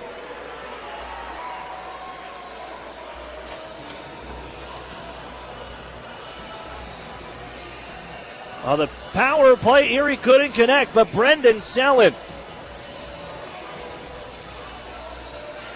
down the left wing side. Great tie-up by the Otters. Joe Mack right in front of the Erie bench. That opens that puck up. Selin can scoop it out. Walk right in left side as he makes his cut to the middle of the ice. Lets the shot go. That beats goaltender Popovich. And the Otters have evened this hockey game. Now you got to kill a penalty. Right. Give some credit there to Riot and Martin for making a great play at the line, stripping their forward of the puck. Here comes Guelph back in. Suzuki pass to himself. And watching is Ryan Martin and Curtis Henry to the point here. Shot from the blue line by Semerukov. The Otters blocked that one. And on the backhand, it's Chad Yetman dishing it down the ice. Semerukov now once more. He'll bring it out from center ice and drop pass here onto Mackenzie Entwistle. He has the power play goal already this evening for the Storm. Now Semerukov gives left. Isaac Ratcliffe looking for number 50. Back down to the near side corner, and again Ratcliffe takes it at the point left side. They got an umbrella thing working right now. Semerukov gives right side to that part. It's Nick Suzuki. Waits, holds, sets up center point. Semerukov, wrist shot, save made, rebound, knocked just wide. Off the end boards, routed around by Duff, and it'll get out of the zone. A diving Dmitry Semerukov almost kept that one in, but it skips out across the blue line. And here comes Guelph back on in. Behind the net, Erie can take this puck away from Entwistle. Chad Yetman with the man on his back, draped all over him, backhands to the line, but not out. But he'll get another try at it after the keep in by Gordeev, and he'll sling it down the ice. Trying to work it ahead is Ratcliffe. He's going to skate it himself, trying to go inside out on the Otters D-man. Erie blocked that and then rip it up and out of play as Brendan Selin on that opportunity. Bouncing puck, the first clearing attempt went off a leg, and then this one up and out of play. Penalty, delay a game, 5-on-3 for 4 seconds. This is a big face-off. Huge. Joe Mack sent out to do the dirty work for Erie. Camino will do it here on this draw to the right of Cole Ceci. 5-on-3 for 4 seconds, and Daniel Singer will be released. One to the near side boards. Guelph sets up shot. They give right side. Liam Howe, left side of the cross ice. Gogolev, his shot. It's blocked. Gordeev now blasts one. Hits his own man in front. Loose puck to the far side corner. They find Toropchenko behind the goal. And onto the right wing circle, Liam Howe. Gogolev, left side circle. Winds up, slap shot. Blocker save made by Cole Ceci. Camiso finds a rebound. Delivers it, sliding along towards the point. Now Gordeev, back right for Howe. Cross ice. Gogolev waits, fires. Want to go short side, missed the net. And this will ricochet all the way back to Guelph ice. Minute and 20 on the power play. In comes Camiso. The rest of the big guns too. Gogolev sends it on across right side. But it really doesn't matter. There's a lot of firepower on this Guelph team. 11 NHL picks. Thrown through traffic. Saved by Ceci. Gogolev peels off now. Former first-round pick of the Peterborough Petes. Gordeev, right side for Howell. Waits, comes down to the face-off dot, all the way to the corner. Spins from the pressure and hands off to the point. Fedor Gordeev. Now Gogolev left side. Slided in front. Off a stick wide. Ramped past the goal by Camiso, and the Otters find it behind the net. Skating out of danger. Here's Yetman. Now MacDougall left side. 50 seconds left. Here's going to try short-handed in front for Yetman, and it just rolls off his stick wide. And here comes Guelph on the counterattack. 40 seconds on this power play. Gogolev back in. The hand right. That pass off his skate to center. And with 35 seconds left on the power play, here comes Samorukov. He'll drill it into the zone. Don Ratcliffe. Erie gets that puck first, and they'll hoist it to center. Over the stick of Samorukov. And down to the near side corner. Midway through the hockey game, we're even at 2. Brendan Selland 4-on-4 puts the Otters on with a 2-2 goal. Ratcliffe, though, back in the zone. From the slot, he shoots and scores. That's 50, and it's 3-2 Storm. That's unfortunate there. Erie had a great start to that penalty kill, really eliminating Guelph's opportunities in the zone, and then that last rush there, the tough play. Got to hold the line, but give them credit. They make a nice pass. The first 50 goal score for the Guelph Storm since Ryan Callahan in 2005-2006. As a nice play by Suzuki on that entry, sidesteps a man, pass to the slot, and Isaac Ratcliffe buries it for his 50th of the season. Just the 4th member of the Guelph Storm to ever score 50 in an OHL season. More importantly for Guelph, they lead this hockey game 3-2. Power play 2 for 3 tonight. Check back the other way, though. Here's Sproul on the right circle. Plays at the front here. Ricochets. Oh, look out. Bounces off of the lawn toward the goal. And a good reactionary save from Popovich after his own man put it on net. Here he leaves up the near side. McFarland on a steal. Shoots one. Trying to go short side. That caught the post, I think, and deflects out of play. 9:31 left, second period. The Otters tie things up.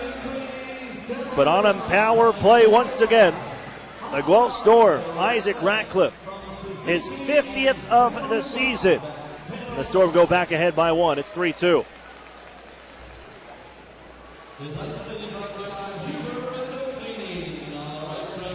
Real food, real beer, real historic atmosphere. That's what you'll find at the brewery at Union Station. Here is Original Brew Pub and Restaurant, located downtown at 123 West 14th Street. That's the brewery.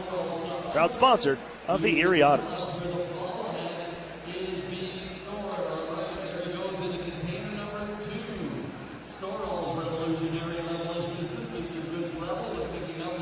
.856 to play. Still lots of time left, over a period and a half, as the Otters and Brendan Selland on the board to tie this hockey game.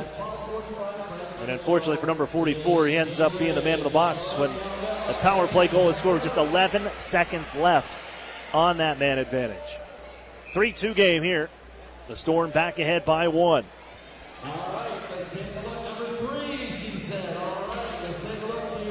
Erie wins his face-off from the near side dot. Jake Golden skates ahead, gives to Joe Mack. Poke check by Schnarr. Back to the Erie zone we go. Drysdale again. At the face-off dot, D-to-D for Golden. He has to spin away the traffic provided and the pressure provided by Zachary Roberts. Erie just gives out the center ice, and Roberts will take this handle. Shoulders Drysdale as he shoots the puck into the near side corner. Golden on the handle. Now Drysdale. Amy Drysdale looking for .40 on the season. Sent on near side. Marcus Phillips takes the handle. Owen Lalonde now. The second overall pick in 2016, one after Ryan Merkley. Here's Roberts left side. Plays it to the front. That's off the mark. Off the far boards and picked up by Samorukov, who drops it right back further into Erie territory before Brendan Hoffman can tuck it out ahead for Garrett Podubny. He tries to walk in the zone. That's a shot goal that rises high. Look out, played back towards the front of the net. Popovich down in the butterfly. Can bring the blocker down and cover up after the carom off the end boards towards the front. 8:32 left in this second frame. Middle part of the hockey game, 3-2 lead for the Guelph Storm. The Otters, they trailed down 2-0 tie this game up. Then another power play goal. Isaac Ratcliffe has number 50. Erie wins the face-off. Fowler's shot. Deflected away. Sent back to the near side corner. And here's Emmett Sproul against two Guelph Storm members and chopped out towards center by Gogolev. Toropchenko follows up. He jams on the brakes. Puts it out to the circles. Camiso, his shot. Glove save. Cece takes it away from his former teammate with the Oshawa Generals and has the handle for the face-off in Erie territory.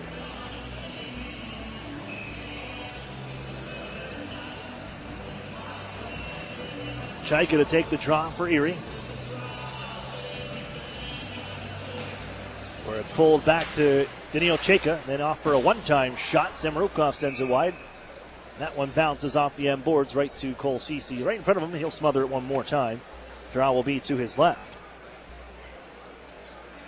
See, they go for the one-time play on that face-off there. The winger for Erie does a great job of getting out, getting in that shot lane, not allowing a clean pass to the net. They win the draw again as Chaika skips one high and off the end glass. Trying to dig it off the side of the cage is Toropchenko, and it's dished to the near side corner where Erie can charge out to center ice. Peter Chaika, the Otters, intended for Emmett Sproul. Semrukov on a bouncing puck settles it down, sent out to neutral ice and brought right back into Erie territory. Nice play by Emmett Sproul on the back check, took it away from Camiso, but they set it up at the point, however, still with possession here. Semrukov stick handling, now shoots, and that's off a leg wide. Trying to do a sharp angle opportunity. That was hammered by Gogolev from the left corner wide off the corner boards and the carom to center. Gogolev back in. Now Camiso tied up by Peter Chaika. Gogolev takes over. He's hammered by Fowler as he turns from the near side circle, and the Otters with numbers ahead. Emmett Sproul tucks it right side for Fowler. He tries to work it down to the corner, taken off of his stick by Chaika. And from the right side boards, Erie got a man just on, but Chaika's going to run the gauntlet here all the way to Erie territory. Walks in, wrist shot, blocked by Erie. And Jack Duff off the end glass, chasing this one down, lost his twig. Has to kick it ahead for Sproul. Couldn't get it around Suzuki. Has the handle left side. Duff no stick. Suzuki walks in. Poke check by Yetman. Suzuki back to the puck as he flips it to himself at the far circle where the Otters can knock it out of midair and speed out through center ice. Chad Yetman waits for the reinforcements, but it's taken away. Poked off of Suzuki. Erie has it. Wrist shot. Yetman. And coming up with a stop in the cover, Popovich. And the draw will be inside Guelph territory. Good job there by Chad Yetman to defend Nick Suzuki. Nick Suzuki's a really skilled, slippery player. And Chad Yetman does a great job of taking away a lane, taking away his stick, and stick on puck, and getting the puck in his possession. That's kind of what you have to do, right? You got to stay with a guy like Nick Suzuki the way that he can. And at times, it's like that puck is connected to his tape with a string. Storm control after the faceoff. Lalonde ahead for Nick Suzuki, and he'll take the handle once more. Nice little pass to Entwistle on the near side wall. He's bumped by Jack Duff. Puck freed up, but here comes Ratcliffe, already with a pair here tonight. He's got 8 goals against Erie now, and 50 on the season. They give to Suzuki. Lots of traffic at the circles. Erie ties him up, and they'll take the handle. Jake Golden to center ice for the Otters. Tuck it in as Lalonde takes the handle back behind his net. Ahead left side for Ratcliffe. Looking for Suzuki. Head man for Entwistle behind the D. Look out, Entwistle backhander misses wide on the shot. Against another one of his former teammates as Cole Cece sees Entwistle misfire. And it gets stuck on the back of the cage. The whistle will sound. And Erie bailed out by a missed opportunity. Mackenzie Entwistle found by Ratcliffe streaking into the Erie zone. Fortunately for the Otters, he misfires on the breakaway.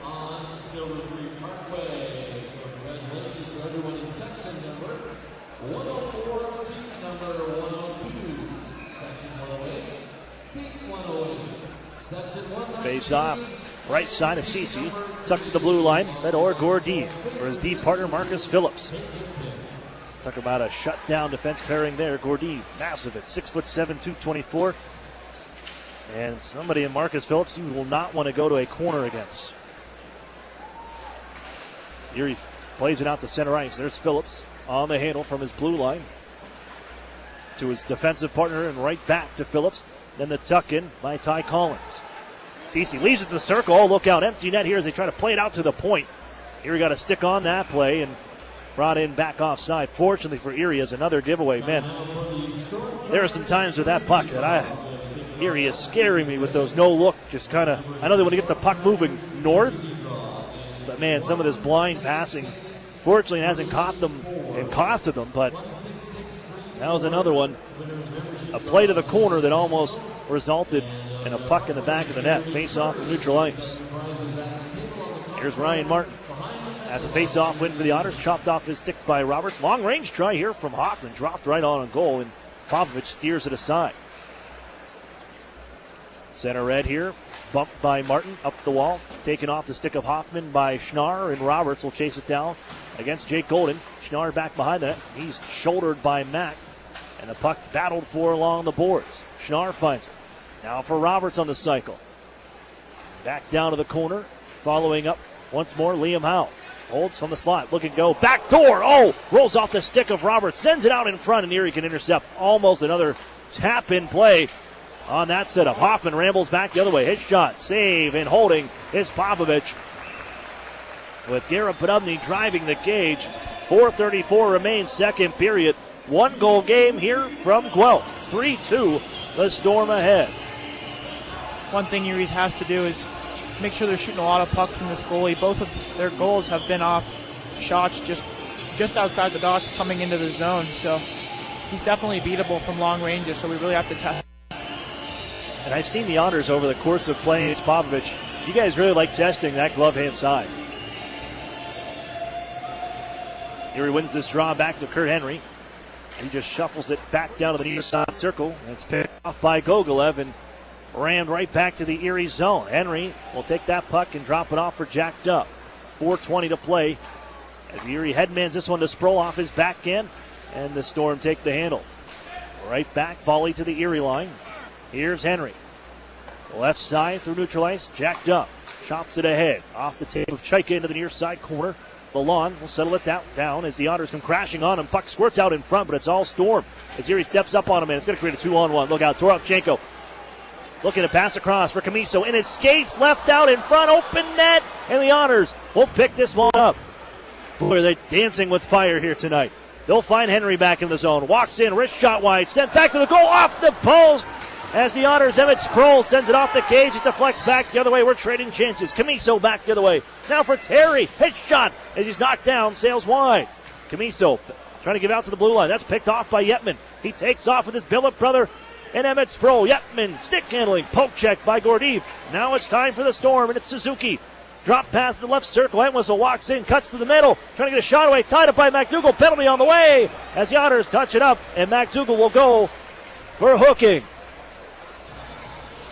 I don't know if I like that call, Cooney. 3:17 remains in the second period, and the Otters shorthanded for a fourth time tonight. They're already 2 for 3. Bit of a track meet here. A lot of rushes each way. A lot of pace to it. A couple chances for both teams. Now you showed the replay, Gritzy. Even if they didn't get, they could have got him for high sticking right after that, because that stick came up and caught him up high. Yeah. And got him for the one. At least it was just the one. So Erie back to the PK. Sam Marukov, Planet Fitness penalty kill is on. Wrist shot towards the front, blocked by Golden. And Erie just holds from the corner now and will bounce it down the ice. Play by Yetman. Behind the goal, Garrett Podubny chasing fellow countryman Dmitry Samarukov. As backing off now is Garrett Podubny. Samarukov, a little bit of time behind his own net to bring it out ahead now for the right of his goaltender. Cross the line into Erie territory, but ahead of the play was Nate Schnarr over the far boards. And Erie will see a face-off and neutral ice outside their blue line with the Storm offside. Half a minute off the PK clock. And the third-ranked power play unit of the Storm. They'll keep the number one unit on there. They came in just needing 2 goals for 300 on the year. They got 3 of them here. They're the second team to hit 300 goals on the season. As Erie, oh, look out. That one went off the glass and right out of play and hit that guy. Looks like he's okay. Because it went off the glass, played by Henry from his own end. This is going to be a defensive zone draw now. But the other team that hit 300 is the Niagara Ice Dogs, and they did that against the Erie Otters just last week. Turn around to the near side circle. Guelph plays it to the point, and they set up shop here with the face-off win. Ratcliffe left side. Samarukov center point. Right for Suzuki. Walks into the face-off dot. Cross-ice feed. Play back in front. Looking for Schnarr across the grain, and that sailed past everybody. They reset, though. Selin chasing after it. They'll find end whistle, and then back behind the net as Schnarr's planted off the glass by Jack Duff. And now 3-on-3 we battle back behind the net. Prodded up towards the line. Samarukov will hold in. Ratcliffe the left dot. Cross-ice feed. Suzuki fakes. Slap pass to Samarukov. Right back to Suzuki from the right side dot. He'll back up now. Reset with 40 seconds on the power play.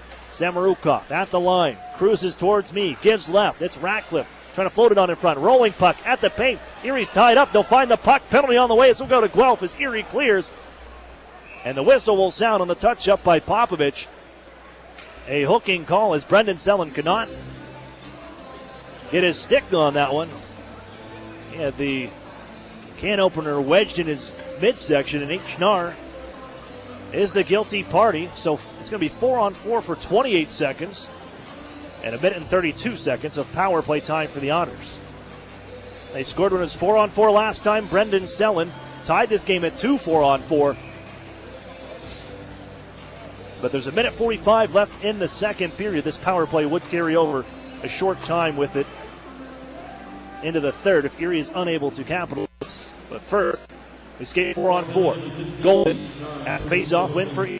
Here's Jack Duff, the goal blocker save by Popovich on the shot from the left point. Duff makes his way off as replacing his Drysdale. Gordeev just going for a skate in his own end as Erie will start to work the power play on in waves. Gordeev, he'll charge out ahead to center ice across the red stripe into the Erie zone. Leaves it right. Holding now Liam Howe. Watched by Jake Golden. Takes a bump from Golden. Now just ties that puck up. Penalty kill mode now. Out of the box is McDougall. They give to Gogolev. Holds. You can hear the paddle of Popovich back the other way, signifying that we're on the PK now, boys. Let's just keep the puck away. They do so, playing it back to their own end. And now Samarukov brings it back the other way, trying to run the gauntlet here. Knocked off his stick, and the Otters lose the handle. Here's Gordeev back at center. Gives the Camiso just on. Into the zone he comes. Erie on the power play still with 1 minute to go in the period. They haven't touched the puck really. Guelph sends it back to their own end. Fowler's going to try to chase this one down. Marcus Phillips rattles it off his stick and out of play. It went off of Chad Yetman in down deep. And with 40.9 left in the period, power play on for Erie. The face-off here, the near side dot in the neutral zone. 40.9. Erie down by 1. And we're staring down the second intermission where we'll chat with Steve Fitzsimmons, the TV voice of the Guelph Storm. As Toropchenko will carry this one back towards his own ice. Good bit of penalty killing here. Then headman out towards the Otters zone. Drysdale can take over. Chaika trying to skip it across his zone. 25 seconds left. There's a little head fake from Garrett Podubny as he picked this one up. Coughed it up to Camiso. He comes in left side with Toropchenko. Feeds it across. Knocked it in midair by Drysdale. Erie can rush ahead.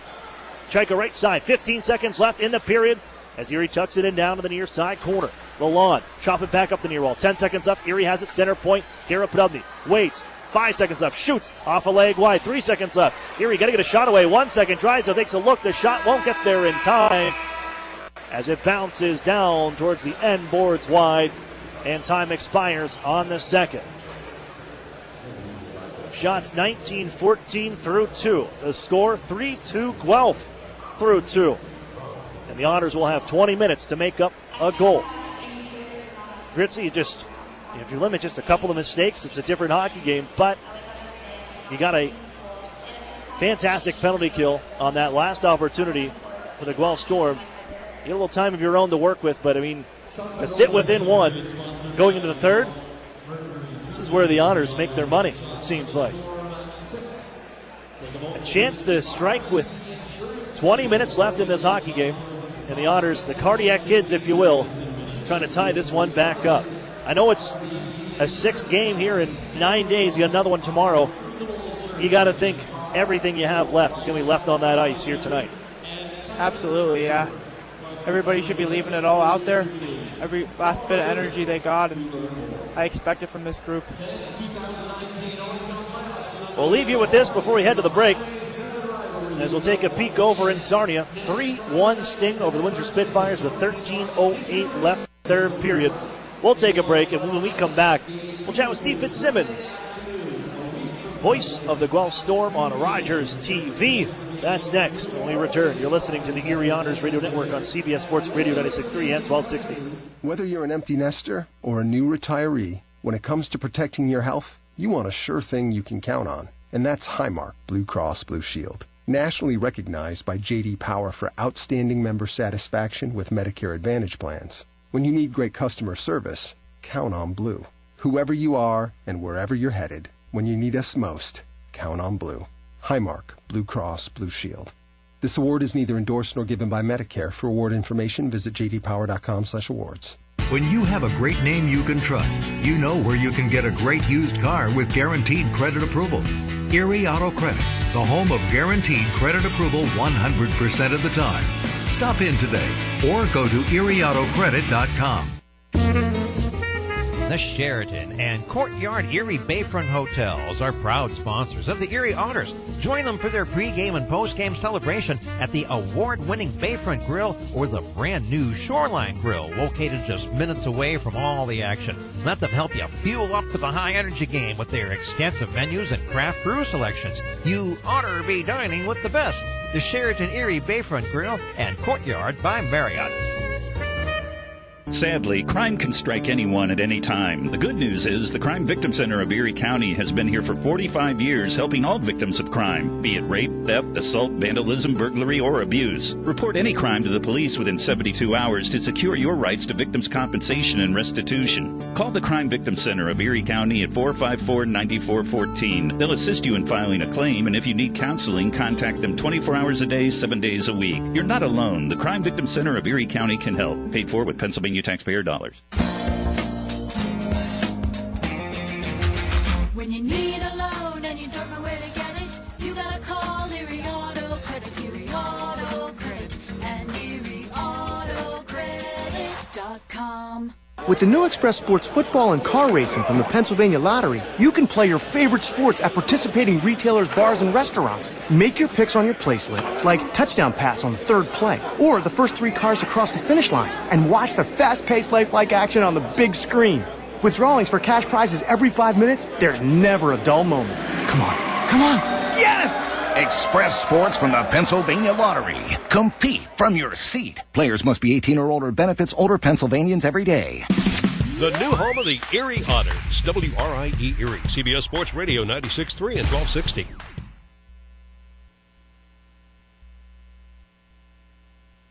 On the broadcast, welcome back to the UPMC Intermission Report. I'm Aaron Cooney. With me on the broadcast, joining for the intermission, Steve Fitzsimmons, play-by-play voice for the Guelph Storm on Rogers TV. Steve, thanks for your time. And I want to ask you about this Guelph Storm team, because beginning of the year, everybody thought Guelph's going to do something.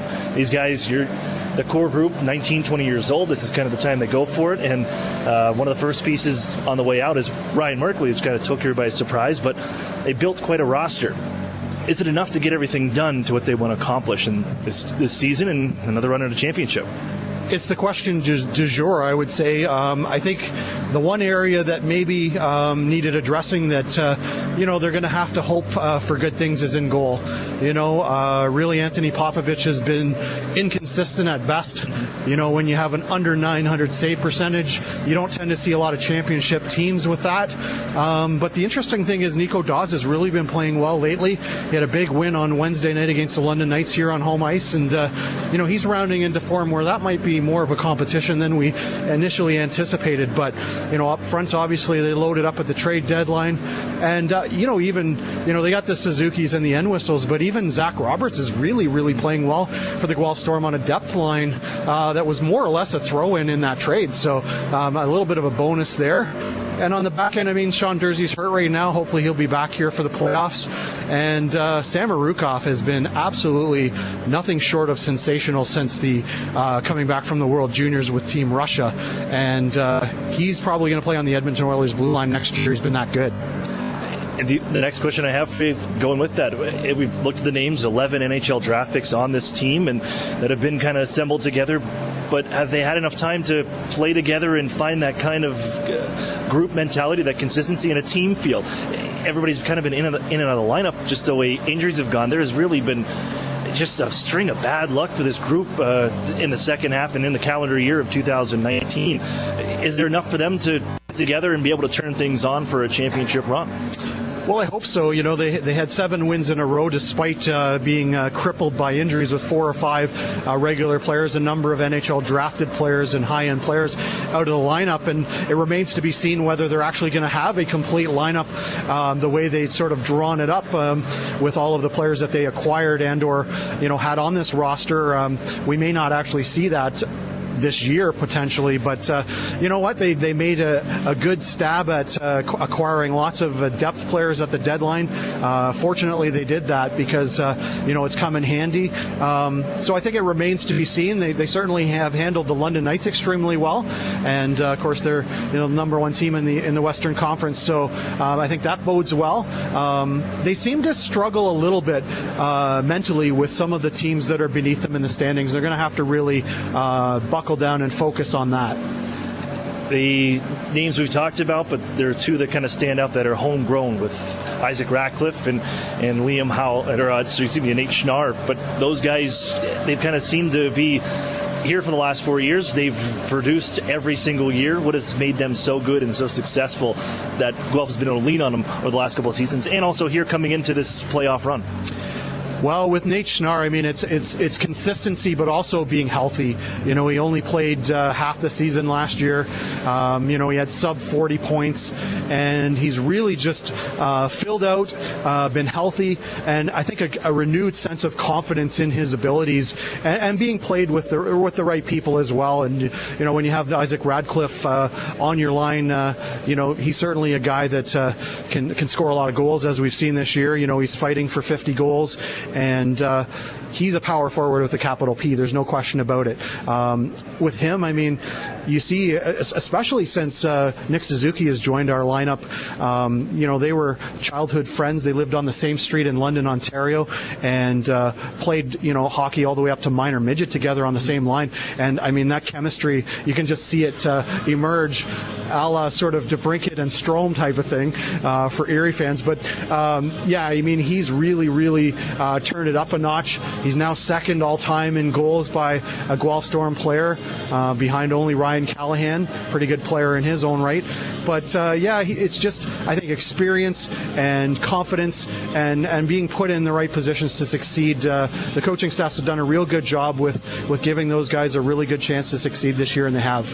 Steve, you've been a friend of the broadcast on the Erie side for me here since I jumped into the league, and we've had some time to fill intermissions beforehand and looking around the Ontario Hockey League. I want to do that one more time here, as it's most likely your last visit into the Sleeman Center tonight. When you look at the OHL and how things have now played out in the final weekend, who is your front runner, and how do you see things playing out on both sides, and who will be heading to the Memorial Cup over in Halifax this season? I think on the Eastern Conference side, the easy choice would maybe be to say the Ottawa 67s, but I actually think it is going to be either Niagara or the Sudbury Wolves, the way they both played. Niagara with Jason Robertson and some of the guys that they've added to that lineup, they've been nothing short of lethal lately. They've won 4 in a row. They're 8-2. They looked completely dominant against some of the best teams in the Ontario Hockey League lately.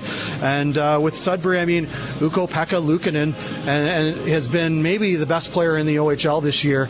And I mean, we saw what happened when he was away at the World Juniors. They struggled. He comes back, suddenly they go on a run again, and they obviously are playing extremely well. So, I'm going to stay away from the Ottawa 67s. I think the Eastern winner is going to come from one of those 2 teams. On the Western side, I feel good about Guelph if their goaltending is going to be up to a level that makes them capable of winning it. But I mean, I think you can't ignore the Saginaw Spirit and what they've done. They have been nothing short of sensational. It's nice to see, that U.S.-based club, suddenly be able to recruit players. Their NHL connections with Chris Osgood and Jimmy Devellano certainly paid dividends, especially with some of the high-end U.S. players, getting some of those guys to play for that team, and it's made a difference. And I think Owen Tippett has really added an element of scoring and leadership that they maybe were needing as well, and some veteran experience, and he's fit in nicely on that lineup. So I would say, to hedge my bets a little bit, I'd say it's probably Saginaw or Guelph. I kind of have to say that. If their goaltending holds up, I think those two will be the first in the West, and I think it's Niagara and Sudbury in the East. Steve Fitzsimmons, play-by-play voice for the Guelph Storm. Roger, Steve, thanks for this. Appreciate your time on the broadcast. Always a pleasure, Aaron. More coming up on the UPMC Intermission Report. You're listening to the Erie Otters Radio Network on CBS Sports 263 and 1260. As a CEO, I want the best from our employees. In return, they want the best from their company, especially when it comes to their health benefits. That's why we choose UPMC Health Plan. It gives our employees in-network access to the best doctors and hospitals, including the world-class care of UPMC. And the best part? It's affordable for all of us. For the quality, affordable coverage your company deserves, here's the plan, UPMC Health Plan.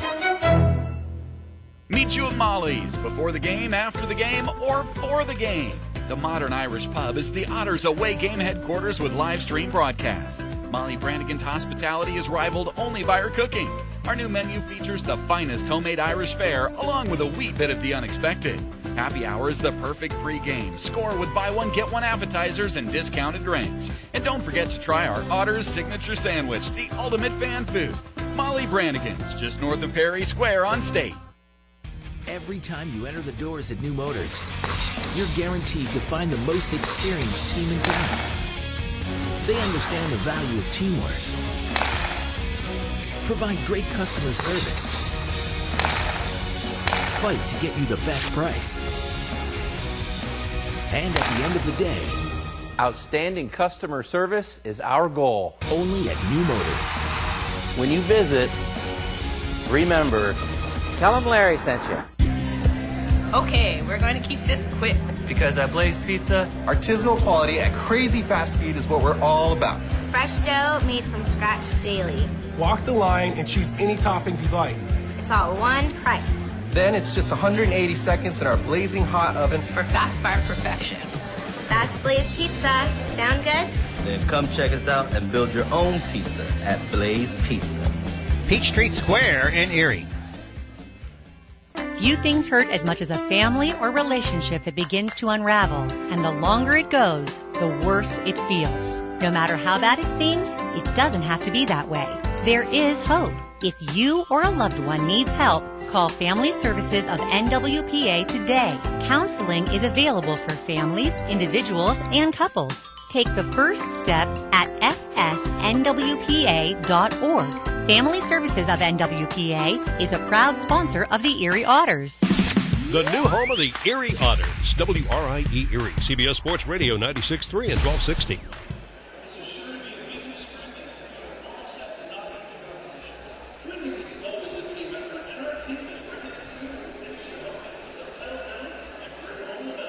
Welcome back inside the Sleeman Center.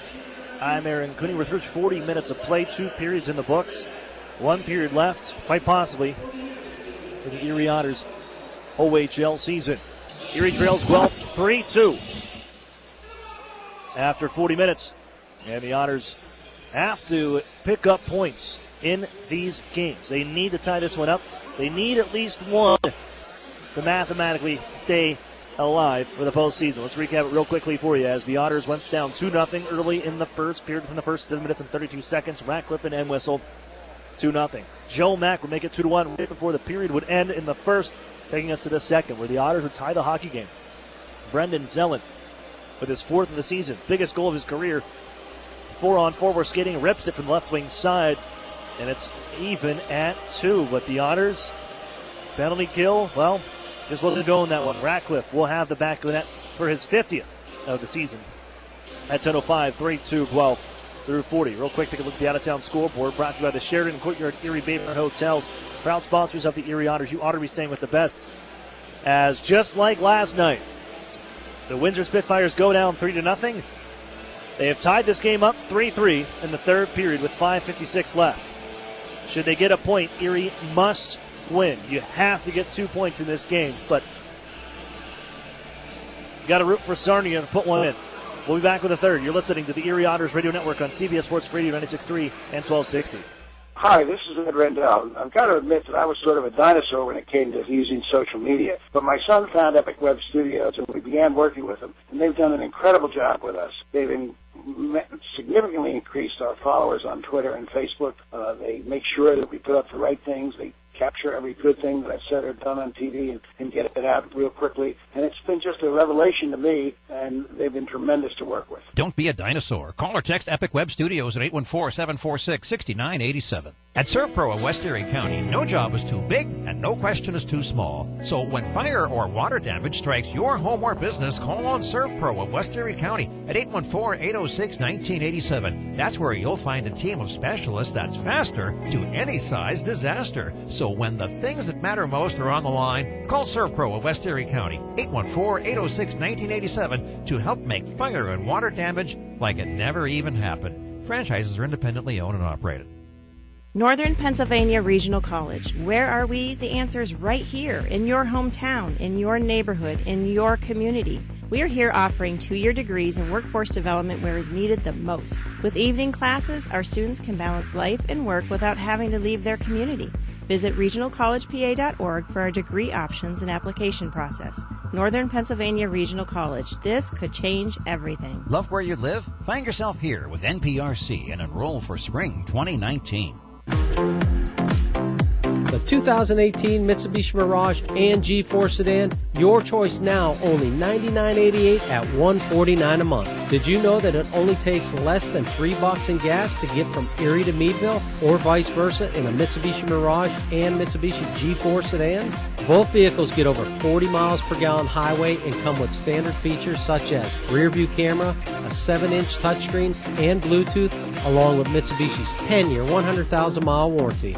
Yes, that's right. You can choose either vehicle for only $99.88 at $149 a month. Come see the exciting lineup, including the all-new Eclipse Cross, only at Interstate Mitsubishi, 1/2 mile south of the Mill Creek Mall on Route 99. Discount on both vehicles includes $500 dealer APR cash, which requires financing through dealer indirect lending service. Payments are free to 84 months at 4.9% with Tier S approval. Price is prior to tax, title, and license. Discount may not be combined with any other offers. The new home of the Erie Otters, WRIE Erie, CBS Sports Radio 96.3 and 1260. Welcome back inside the Sleeman Center. 3-2 hockey game. We're underway. Erie on a power play here, but Ratcliffe takes the puck away and sends it on to the far corner in the Erie zone. They just deliver it back out to center ice, and out of the box comes Schnarr. There's only 15 seconds left on that power play. And here comes Suzuki back in the right side. Floats to the front here. Bouncing puck just wide. And onto the far side wall where it's scooped up by Erie, but they can't clear the end whistle. Back down low. Ratcliffe already with 2 here tonight. Erie gave him a hat trick the other night to Riley Damiani, and trying to avoid that on consecutive evenings. Tucked out the center by Joe Mack and floated into the zone by Garrett Podubny. Out the far side corner, Hoffman goes to try to track this one down, getting there first. Instead, it was Fedor Gordeev almost coughed that one up to Joe Mack. Erie will back off. You head for a change. Scores around the league. The only one we're concerned about, it's now 3-3, Sarnia and Windsor with 90 seconds left. A point for the Spitfires, that would be bad. A win would be disastrous. It would be over. Out of their own end, brought up left side, Hayden Fowler. Trying to get around the zone. He was stood up at the blue line by Marcus Phillips, and Erie offside, trying to cross on in. I know that's tough to look at, Gritzy, but it does come down to Erie has to still take care of business on their own end. I'm sure the phones, you got to take maybe a little peek to see what the score was, but Erie's going to come out here with some authority in a 6th game and a 9th day and make something happen in this final 20 minutes to get yourself at least a point. But you're closing in, and you may have to win this hockey game. Liam Howe, right wing side of the Erie zone. On behind the Otter net, here's Drysdale. Ahead for Sproul, tapped along for Chaika, cross for Fowler, off his skate. He'll wait, pass it across. Here's going to tag up now with Chaika offside, lifted into the near side corner, and now it's Phillips. Back up the far side wall.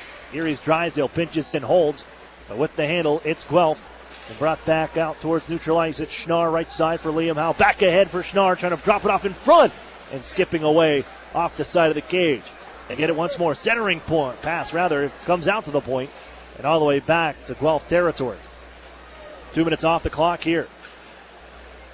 As the Otters see the Guelph Storm reset. And it's official that the Windsor Spitfires will pick up a point. Erie must win this hockey game to extend their season now. At least have a chance to extend their season.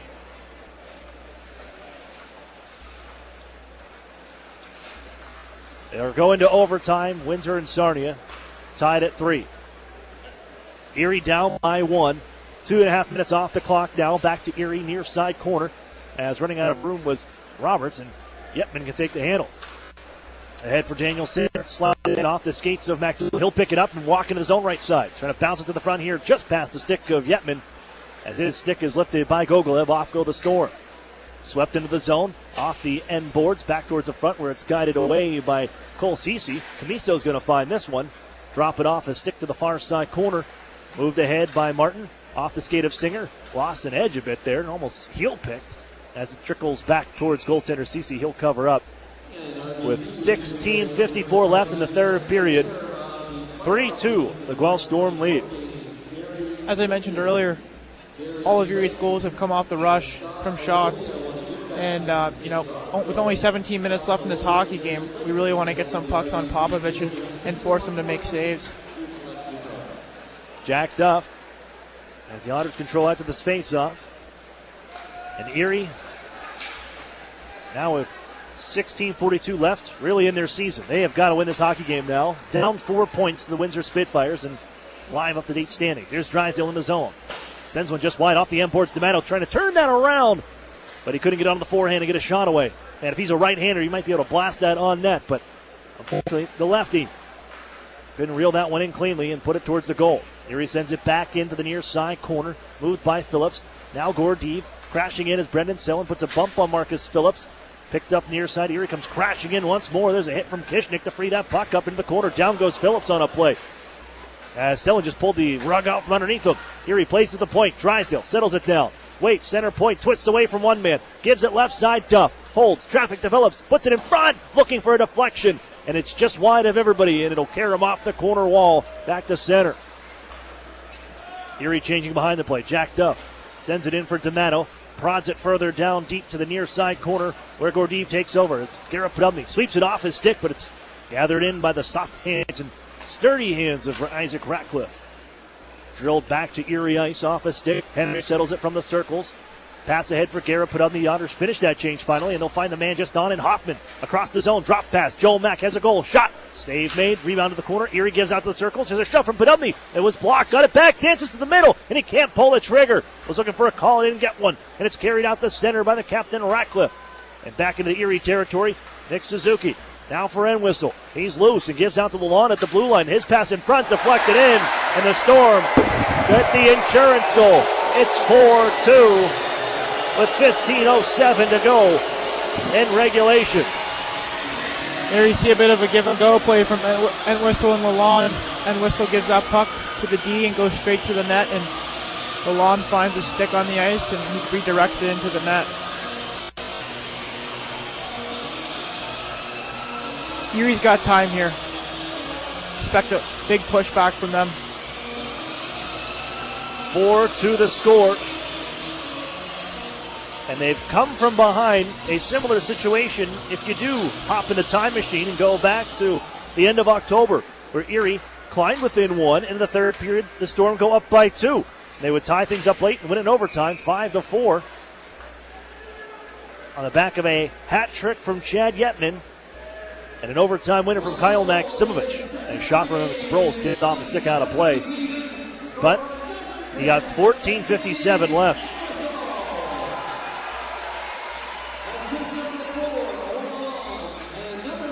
And you need to win this hockey game to stay alive. And the Western Conference playoff picture flipped all the way back on a lob towards goaltender Cece. He'll smother that. Hold on. And now a defensive zone draw gone the way.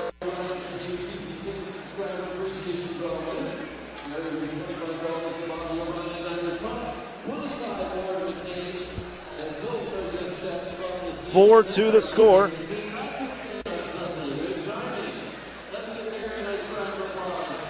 As the Otters now trail by 2.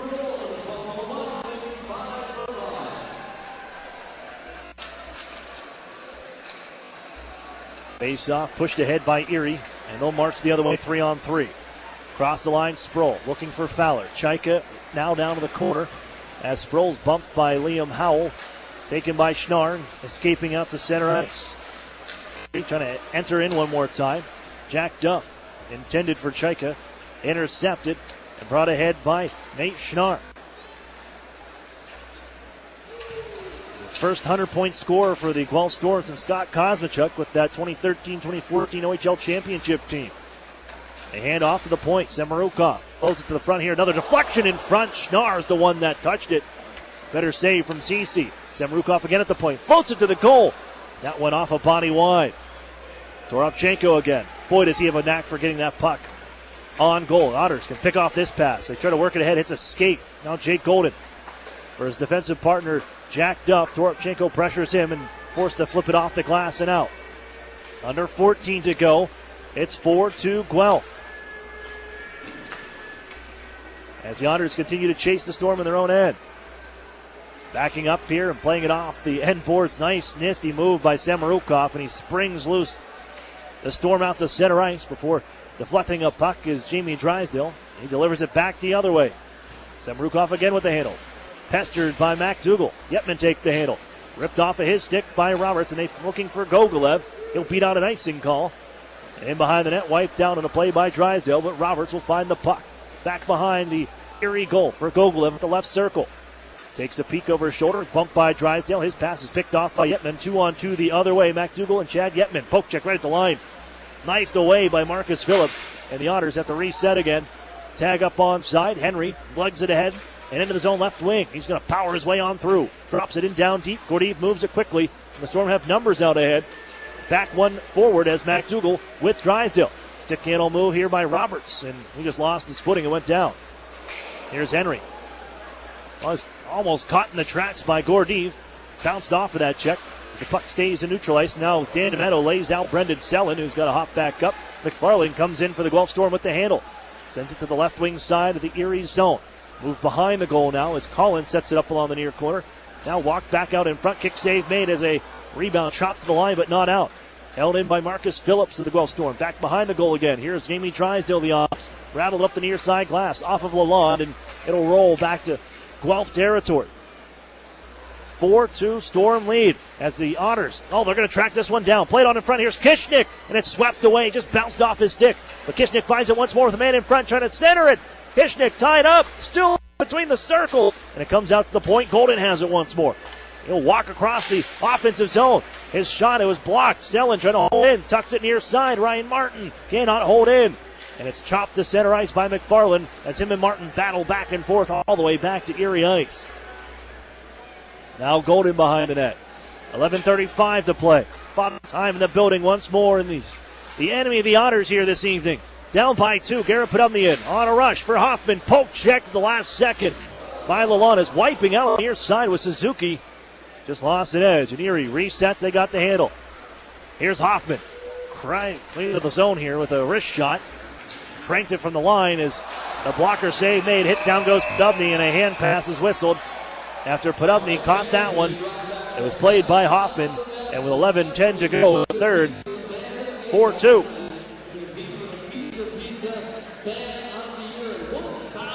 Go into a shootout now in Sarnia.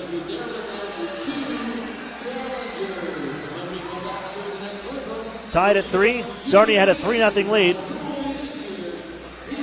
And the Spitfires come from behind to get a point, forcing Erie to win this hockey game. Back to the honor zone we go after a play from the face-off dot in neutral ice. Jack Duff can force it out to center ice. Chaika from center red drops it back around the boards, rims the corner where Erie pokes it back behind their net. It's Henry. On for Sproul at the half wall. Sends it on across. Juggled by the tape of Entwistle. Knocked it out to center, and he brings it back in. Steps around Henry. Picks it up at the left wing side. Now for Nick Suzuki. Runs into Emmett Sproul. Erie takes the handle. And out ahead for Peter Chayka, trying to cruise down the left wing side on Chayka. Here's Peter Chayka reaching and knifing it away. Is Chayka of the Storm. And now it's Samarukov ahead for Entwistle through neutral ice. Hits the blue line, drops it off Suzuki. Stationary, finds Entwistle at the corner. Angled up the wall, bumped off the puck by Jamie Drysdale of the Otters, and he'll skate this one right out of danger. Head for Fowler, but he's at the end of his shift and rolls off of his tape. And headman here by the Storm all the way, but in the air, out of play. They had a man behind the D and Nate Schnarr, but that one's to the popcorn vendor with 10:02 left, third period. The lead, 4-2 for the Guelph Storm. That's got to be a penalty, maybe. Samarukov to the box. It was close to that blue line, you're right. Gritzy with the call. Samarukov, arguably one of the best defensemen here on this team. The way he carries the puck, the way he can do it all. 200 feet, 285. And he's to the penalty box on a delay of game call. And a fourth power play opportunity here for Erie. Almost keeping that one in on a sky play to the air was Drysdale. But it's forced off of his stick at the blue line, and Camiso takes over. It'll be fired all the way back down to Erie territory. And Drysdale to run this one ahead. Drysdale to Fowler, bumped into the zone. Drysdale picks it up on the other side of that play. Fed around the boards. Chayka, rolling puck to Drysdale now at the right point. He's all over the ice, but he's forced out the center. Tied up by Camiso, and Garrett Podubny now one-on-one against Alexei Toropchenko. Walks in, shoots that one. Toropchenko, and Cole Ceci makes the save and forced to hold on.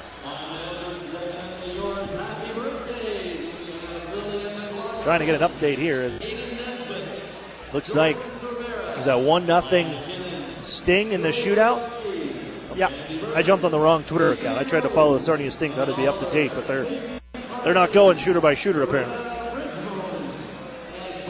Oh, that would be huge. They're in a shootout, but they got the point at least in Windsor, forcing the Otters to win 2 straight hockey games against the Guelph Storm. Erie has to start from their own corner. Bouncing puck settled by Jake Golden. And he gives the Jack Duff. Power play for another minute 5. Speed for Sproul into the zone left wing side. McDougal to the front. Jamming on the brakes of Sproul. Trying to shovel it back to Golden at the line. He's tied up. Erie uses that extra man. Here's Singer now. Trying to walk it out in front. Bounced off the side of the net. Sent up the near wall. Not out. Sproul holds in. They look cross ice. Jack Duff. Center point. Golden. Now Duff. One-timer. Stick save made. Singer tuck it around the horn. Sproul, the left-hander, settles it from the half wall. Tight quarters here. They find Golden, and he skips one off his stick. That'll be deflected all the way back towards the Erie bench. That should stay inside, I believe, because it went off of the stick of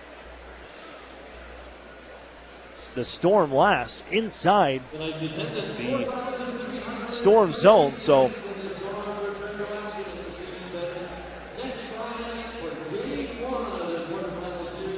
it is an offensive zone draw for the Otters with 36 seconds left. So the Windsor Spitfires, their season's over. They lost in a shootout, so Erie's still alive. But Erie only has 8 minutes and 37 seconds left in their season, and they got to make up 2 goals. First unit is on for the man advantage for Erie, 0 for 3 tonight, with 30 seconds left on it. Down to Hayden Fowler on the right side. To the point, Drysdale. Skate the stick. Taps on for Garrett Podubny. Waits on for Chayka. One-timer getting across is Popovich. Great stop along the far post. Erie holds in, though. Podubny left side. Waits, shoots, stick broke. Drysdale has it after that ricochet. Drysdale up along the blue line. Waits, shoots one. Blocker save made. Rebound to the corner. Tap there for Fowler. Trying to leave it up the wall. Erie tries to get a point man back. 3 seconds left in the power play. Erie digs it out. Garrett Podubny with Chayka open right side. Chayka doesn't shoot. Out of the box to Samarukov. Now puts it in front. Save made. The rebound. Yetman to the goal. Save by Popovich as he stops a few of them in front. And the power play expires. 7:55 left, third period. The Guelph Storm with a 4-2 lead. A couple real quality looks there for the Erie Otters. I mean, they moved the puck around really well on that power play and gave themselves some chances there. Gotta give credit to Popovich. 2 bad starts his last couple games out. He lost his last 2, and that was a massive save on the one-timer from Peter Chaika, the left-hander at the right dot, set up for the one-timer. And Popovich is able to track that puck through traffic, also moving from his right to his left to hug the post, make the save, then a couple more on Yetman in front. Keep your clothes in top shape with Chino's Dry Cleaners, complete with an easy, accessible drive-thru and free pickup and drop-off. Chino's Cleaners is second to none. That's Chino's Dry Cleaners, the official dry cleaning service provider of the Erie Otters.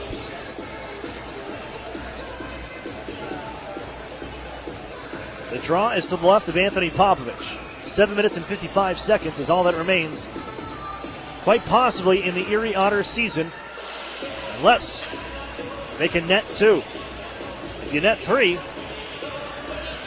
you live to die another day.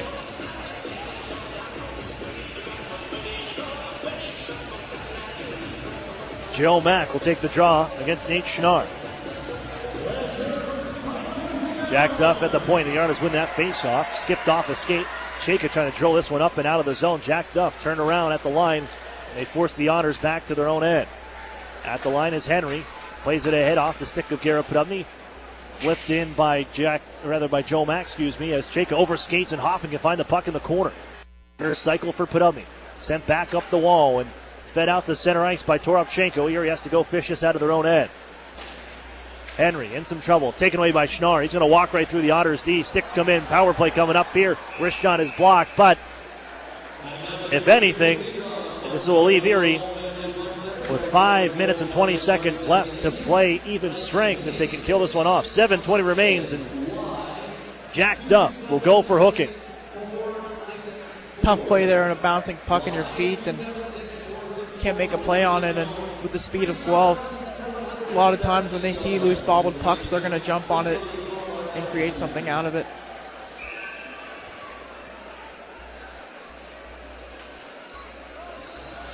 Huge kill for Erie. Season's on the line with this one. Down by 2, you can't afford to let anything else up. Erie wins this face-off back and blasted around the boards by Ryan Martin, but not out. Somehow Lalonde got across and nicely kept that in with the tape. They give it out to the line and hold in Lalonde, right side. 2 defensemen on for this power play. They're not going to give anything up. Liam Howe. Now Lalonde winds up, played in front, redirected, save made, rebound to the goal. That one's blocked by Martin. Settled for Lalonde on the right side. Another cross-ice feed settled by Liam Howe. Comes up top to the right circle now. Walks in, wrist shot off the stick of Yetman wide. Gordeev drill it back around to the corner. Settled by Howell. Tapped out towards the front. Toropchenko settles things down. The left side. Gordeev, center point. Owen Lalonde waits. One time around the way. Kick save. Cece rebound to the corner. Hammered by Golden. They'll get a little bit up the wall. Partially blocked, and Erie carries it out of the zone. Here's McDougal. He'll toss it down to the near side corner with 1:05 on the power play. From the Storm. Now they rested fresh top unit. That'll step onto the ice. Samorukov will carry this one. On through center, across the Storm logo, drop past Suzuki. Given left side, Erie, nice read by Drysdale. Takes away the far side of the ice and pokes the puck into the Erie bench. Whistle with 48 seconds left in the Duff Minor for hooking. 6:08 remains in the third. 4-2 the Storm lead. And the Otters need 2 to at least force overtime and continue their season for another few minutes.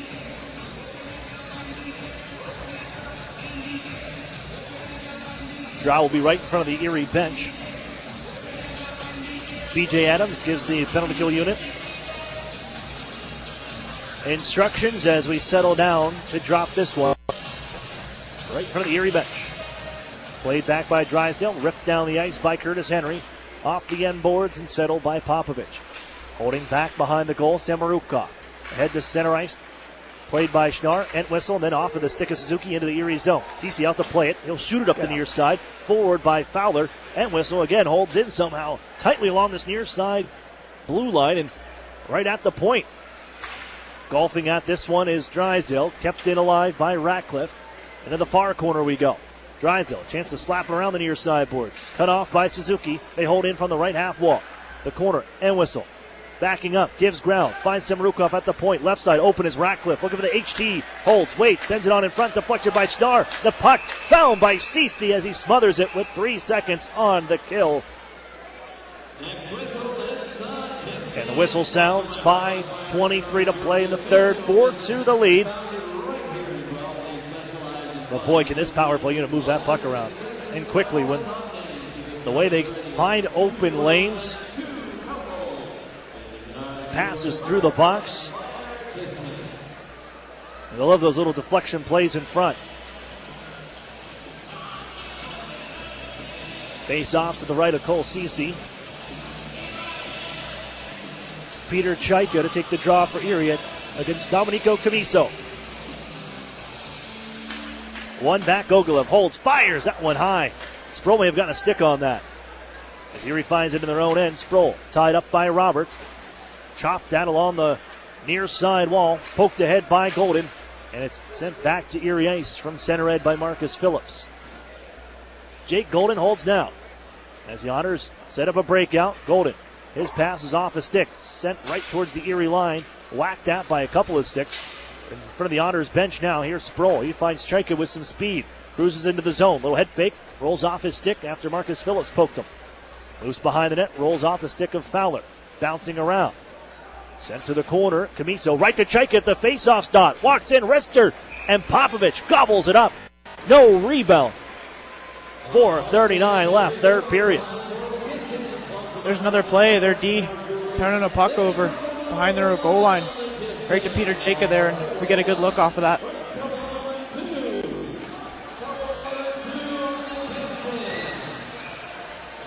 Give credit to Popovich, too. He has really closed pucks, not giving up rebounds. Even when his team has left him in some danger, he's bailed them out as the puck is sent back to Erie Ice. Cece has to move it to Jack Duff. Right back to the corner for Jamie Drysdale. 4.5 remains in the third period. And I wouldn't put it past Chris Hartsburg to watch the goaltender Cece for the extra man. Erie has to win this hockey game.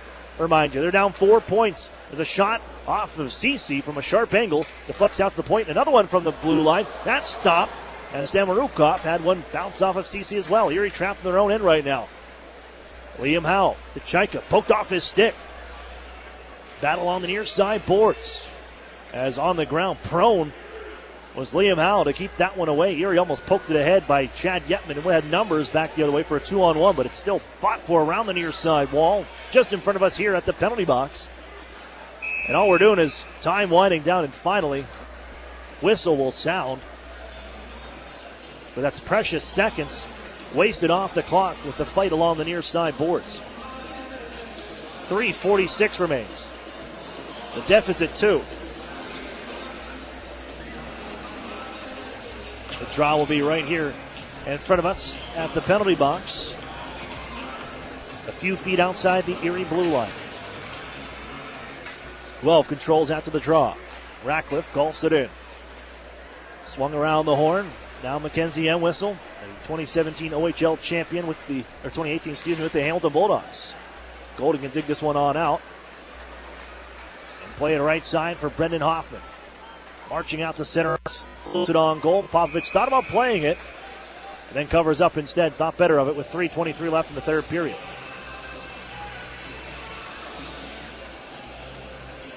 There goes the goalie Cece to the bench, extra attacker. 6-on-5 now, and you must make up 2 goals here. To extend your season, you at least got to get to overtime. Must-win hockey game as the Windsor Spitfires picked up a point in a shootout loss to the Sarnia Sting. Erie cannot catch Sarnia. All that's left is that 8 spot. It's bounced out to center ice off his stick, rolling towards the goal. No icing on this play as Jack Duff was the one that deflected it. Erie in their own end right now tries to. Oh no. It deflects off his stick to the front of the net. And a layup for Suzuki. Into the empty net. 5-2.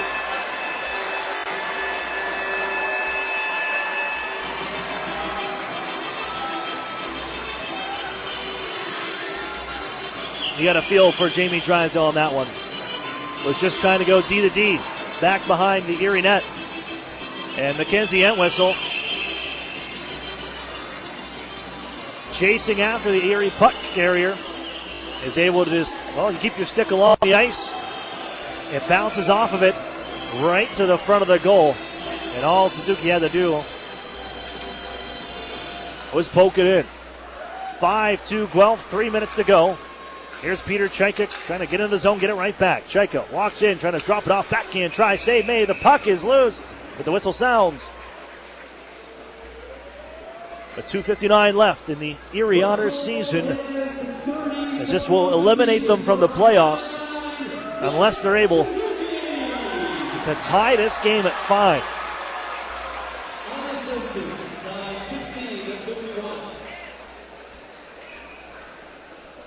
Suzuki with 1 assist to number 10.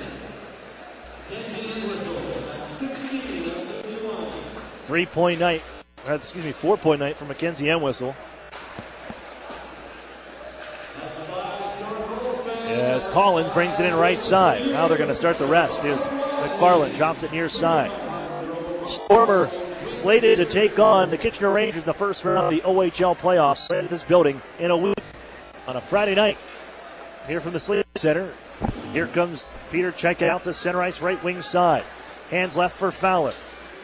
Down to 2.5 to go. Chop behind the net. Sproul out in front. Fouled by Fowler at the faceoff circle. They'll set up Ryan Martin now. Floats it to the goal. That's off a stick wide. Near side corner. Chop that. Fowler digs it loose. Fouled by Chaika at the circles. His shot ramped out of play. Down to one knee to block it was Terry. And it's into the netting behind as now Sproul's mixed up. Some feistiness on the far side.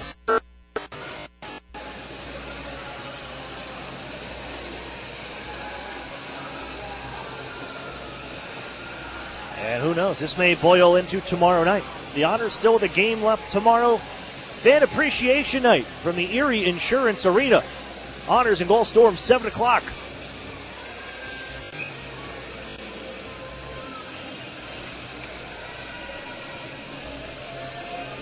And possibly the final game of the 2018-2019 campaign for the Blue and Gold. Gordy, that's face-off draw, spikes it out the center. Settled by Brendan Sellin and ripped back in on the near side corner. 2 minutes to play. Camiso. And then on ahead for Roberts. Cross center red. Chip and chase. Behind the Otters goal it goes. And Roberts will find this one. Poke checked right out in front by Cece. And now Brendan Kishnick on the handle. Tucked out towards center. Roberts off of his stick. He's hit by Henry, but the puck loose at center ice. Daniel D'Amato swings it over the board. Spins away from a check. And here he comes into the zone. Onside. Ripped in. Back behind the net. Chaika tied up by Brendan Kishnick. 90 seconds remains in this 67th game of the season for the Erie Otters. Trying to avoid elimination as Roberts brings it back ahead. Right side, Gogolev into the Erie zone. His shot shouldered away by Cece with 75 seconds to play. 5-2, the Guelph Storm ahead. And Marcus Gillard will bring this one in. Left wing, on for Chad Yetman. And the final minute here from the Sleeman Center. Marcus Phillips protects the puck. Erie can't get there. Held in by Jack Duff. He'll come in down deep. And now play to the corner for Chad Yetman. Gillard at the point left side. Float it to the net, just wide. 45 seconds left. As McDougall for Duff. Kept alive as he knocks a man down. McDougall. Duff has it. Wrist shot. Snapped it from the faceoff dot. And snagged by Popovich. And if you're looking at this one, they got the offense provided from the usual suspects. But Anthony Popovich, when you question his game, it seems like he comes up when they need him. And he's done that here this evening. Also, give the Erie Otters a lot of credit. This is a good team we're playing, and these guys battled to the very end. 39 seconds left. And for the second consecutive year, the Otters will not make the postseason. Chaika out to center ice. Coughed it up to Garrett Podubny. As the Otters now chase down near side. Gloved down at center by Garrett Podubny. Twists away from one man. Little head fake, shake and bake. 20 seconds left. Tossed at the corner, and he's shouldered by McFarland. Dropped it in on goal. Moved by the goaltender and ripped around the near boards by Lalonde. Golden holds it in. Glove down. Podubny from left side. Back to the circle. Joe Mack with 7 seconds left. To Jake Golden at the point. Floats it to the net. Save made, and one more draw with 3.2 left. The Otters season will come to a close. 5-2 the final. Unless something happens in the next 3.2. But the Otters will not make the playoffs, and their season will come to an end here at the Sleeman Center for the second time in the last 7 years. As the Storm win the face-off, the buzzer sounds, the hockey game's over. The Otters fall 5-2 to the Guelph Storm and have been eliminated from the postseason. They had to come in and get points. They were forced to win this hockey game when the Windsor Spitfires picked up a point in Sarnia. But the Otters will play one final hockey game on the 2018-2019 campaign. The final game tomorrow night against the Guelph Storm from the Erie Insurance Arena on the 2018-2019 campaign. Duskus Martin Funeral Home postgame show comes up after this. You're listening to the Erie Otters Radio Network on CBS Sports Radio 96.3 and 1260. With the new Express Sports football and car racing from the Pennsylvania Lottery, you can play your favorite sports at participating retailers, bars, and restaurants. Make your picks on your placelet, like touchdown pass on the third play, or the first 3 cars to cross the finish line, and watch the fast-paced lifelike action on the big screen. With drawings for cash prizes every 5 minutes, there's never a dull moment. Come on, come on. Yes! Express Sports from the Pennsylvania Lottery. Compete from your seat. Players must be 18 or older. Benefits older Pennsylvanians every day. Hockey is back in the city of Erie, and you won't want to miss any of the hard-hitting, fast-paced Erie Otters action at the Erie Insurance Arena. Don't miss Fan Appreciation Night, Saturday, March 16th, when the Otters close out the regular season against the Guelph Storm at 7 p.m. Don't miss the NHL Stars of Tomorrow, today. Get your tickets at the Erie Insurance Arena box office, online at ottershockey.com, or by calling 814-452-4857. Welcome to Tim Hortons. I'll take a coffee and... How about a bagel breakfast sandwich? They're just 2 for $4. Ah, I like that. Freshly prepared with savory sausage, fluffy egg, and melted cheese on a freshly baked bagel. Just 2 for $4. I like that. I just fist bumped your speaker. Oh, I just fist bumped you back. Get 2 sausage, egg, and cheese breakfast sandwiches on a plain bagel or English muffin for just $4. Or mix and match for $4. Great quality at a great value. It's all good at Tim Hortons. No substitutions or additions, limited time only at participating restaurants. What sedan lets you hit the road and not the gas station? With an average of 37 miles per gallon highway, it's a 2018 Nissan Sentra. This compact sedan has a sporty profile thanks to its sleek aerodynamic design. It also has other great standard features like Bluetooth and remote keyless entry. The 2018 Nissan Sentra. 0 down for only $199 a month. Sign and drive. What's the best-selling SUV in America? It's the Nissan Rogue. 0 down for only $279 a month for 36 months. Sign and drive. The Rogue has standard features such as zero-gravity seats, Android Auto, Apple CarPlay, and rear cross-traffic alert. 0 down for only $279 a month for 36 months. Sign and drive. Stop in and meet the Rogue family at Interstate Nissan, 1.5 miles south of I-90 on Peach Street. 18 Nissan Sentra, selling price $19,247, VIN JY320068. 18 Nissan Rogue, selling price $26,100, VIN JP503998. Both leases 12,000 miles per year for 36 with Tier 1 credit approval through NMAC. Lease payment is plus tax, title, license, stock fee, and $595 acquisition fee. The new home of the Erie Otters, WRIE Erie, CBS Sports Radio 96.3 and 1260. Welcome back inside the Sleeman Center, where the Erie Otters and their playoffs hopes will come to an end. The Otters fall tonight in regulation. They do not pick up a point, as the Windsor Spitfires do pick up one in their final game. Erie will sit 4 points out of the postseason with 1 game left. They have been eliminated, and the playoff picture is set. The Otters will sit on the outside looking in for a second straight season. But if you're looking for a glimmer of hope or what is next for this Erie team, just look no further than the Guelph Storm. A complete rebuild following a championship in 2013-2014. They identify their core. They build around players like a 50-goal man now in Isaac Ratcliffe, homegrown in Nate Schnarr, as one draft. The 2015 draft turns the Guelph Storm around. They build around those players, and now you assemble a juggernaut with 11 NHL picks and a championship hopeful group in the Guelph Storm. This is a tough team to beat. You know what you had coming at you in this final hockey game for the Otters with 2 against the Storm, a home and home. You would round out the season with 7 games in 10 days. You had to give everything you had, and Erie did do that, but it just wasn't enough. And against a team that in Guelph, a team going for a championship, that's tough to do. I'm Aaron Cooney. It's the Duskus Martin Funeral Home postgame show. Duskus Martin working tirelessly to give your loved ones dignity, as maybe this wasn't the step they're supposed to take, but it all builds to something. And the Otters, well, you have another draft pick. You have some second-round picks that start to kick in now. And, well, in junior hockey,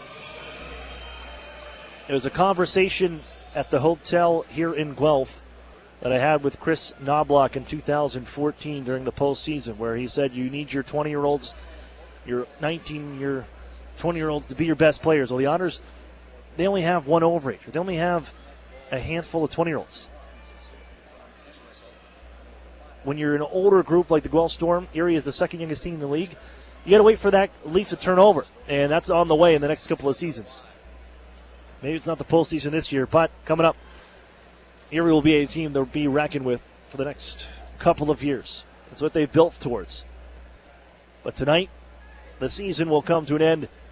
The Otters will fall just short of the postseason picture as they fall 5-2 to the Guelph Storm. Let's look at a recap as the Otters went down 2-0 early. 7:32 in, they were already down by 2. Ratcliffe with his 49th season at 5:06. And then Mackenzie Entwistle on the power play at 7:32, 2-0. Erie would cut that lead in half. 2-1 as Joe Mack from the right side circle, an absolute laser beam from the right dot. With just 1 minute and 4 seconds left in the period, it was a 2-1 game. Erie would tie things up in the second. Brendan Selwyn, 4-on-4. Nice play on the rush, left wing side, cuts to the middle of the ice and lets the shot go from just inside the circles. We're even at 2, but that would turn around on the power play for the Storm. They would pick up 2 power play goals on the evening. This one will put them ahead for good. And it's Ratcliffe with his 50th of the season. It will stand as the game winner,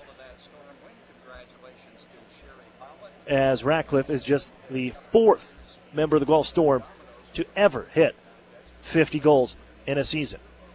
The Otters, knowing now they had to win this hockey game, because going to overtime and into a shootout where the Windsor Spitfires, while Erie was in the intermission for the final intermission, but the Storm would add some insurance, as at 4:53 is Entwistle, and then they'll team up for an empty netter way later on in the hockey game as Suzuki adds one as well. The line of Mackenzie Entwistle, Nick Suzuki, and Isaac Ratcliffe combines for all 5 goals and 11 points on the night. And it's tough to stop. It's a good team. It's a good line as well. But the Otters fall tonight 5-2. And they'll be on the outside looking in for a second straight year. But this is what you build off of. Those are tough games. Erie was playing meaningful games this entire month and going into February as well. These are tough games to try and win. And the Otters gave it everything they had here, and they'll just fall a few points short on the season. Did you learn from these meaningful games and how much it stings and how much you don't want to go through that again? Heard that from Chris Hartsburg, just after Wednesday night's hockey game and a loss to the Kitchener Rangers. But the Otters will have another day, and that is tomorrow. And Fan Appreciation Night, the final home game of the season, the regular season finale, when the Otters host the Guelph Storm at 7 o'clock at the Erie Insurance Arena. Here's our Ironworkers local union number 3's Ironman of the game with tonight's 3 stars. As it's going to be that line. 3rd star, Nick Suzuki, a goal and 4 points. Mackenzie Entwistle, 2 goals and 4 points. He's the 2nd star. Isaac Ratcliffe with 2 goals and 3 points. They combine for all 5 goals and 11 points on the night. And they're your top 3 stars as well. This is the Duskus Martin Funeral Home post-game show. Duskus Martin working tirelessly to give your loved ones dignity.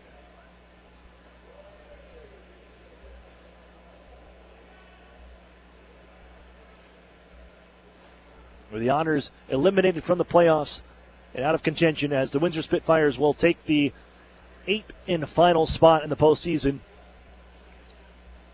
Sarnia Sting with a victory in the shootout. They are the 7th spot as the Otters will close out the 2018-2019 campaign tomorrow night from the Erie Insurance Arena. Fan Appreciation Night. Shirts off their backs. Lots of giveaways and prizes throughout.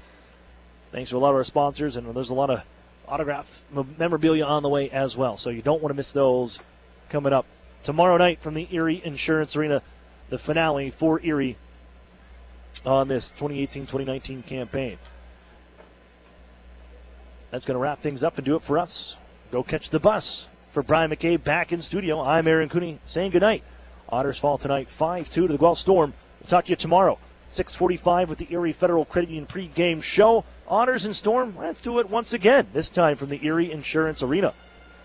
You've been listening to the Erie Otters Radio Network on CBS Sports Radio 96.3 and 1260. You've been listening to Erie Otters Hockey on WRIE Erie. Follow all the action throughout the season on the new home of the Erie Otters, CBS Sports Radio 96.3 and 1260. The authorities discover its whereabouts. It has to get on the lam. So it has to re-up? Yeah. All right, so these are the games going on right now of any significance at all.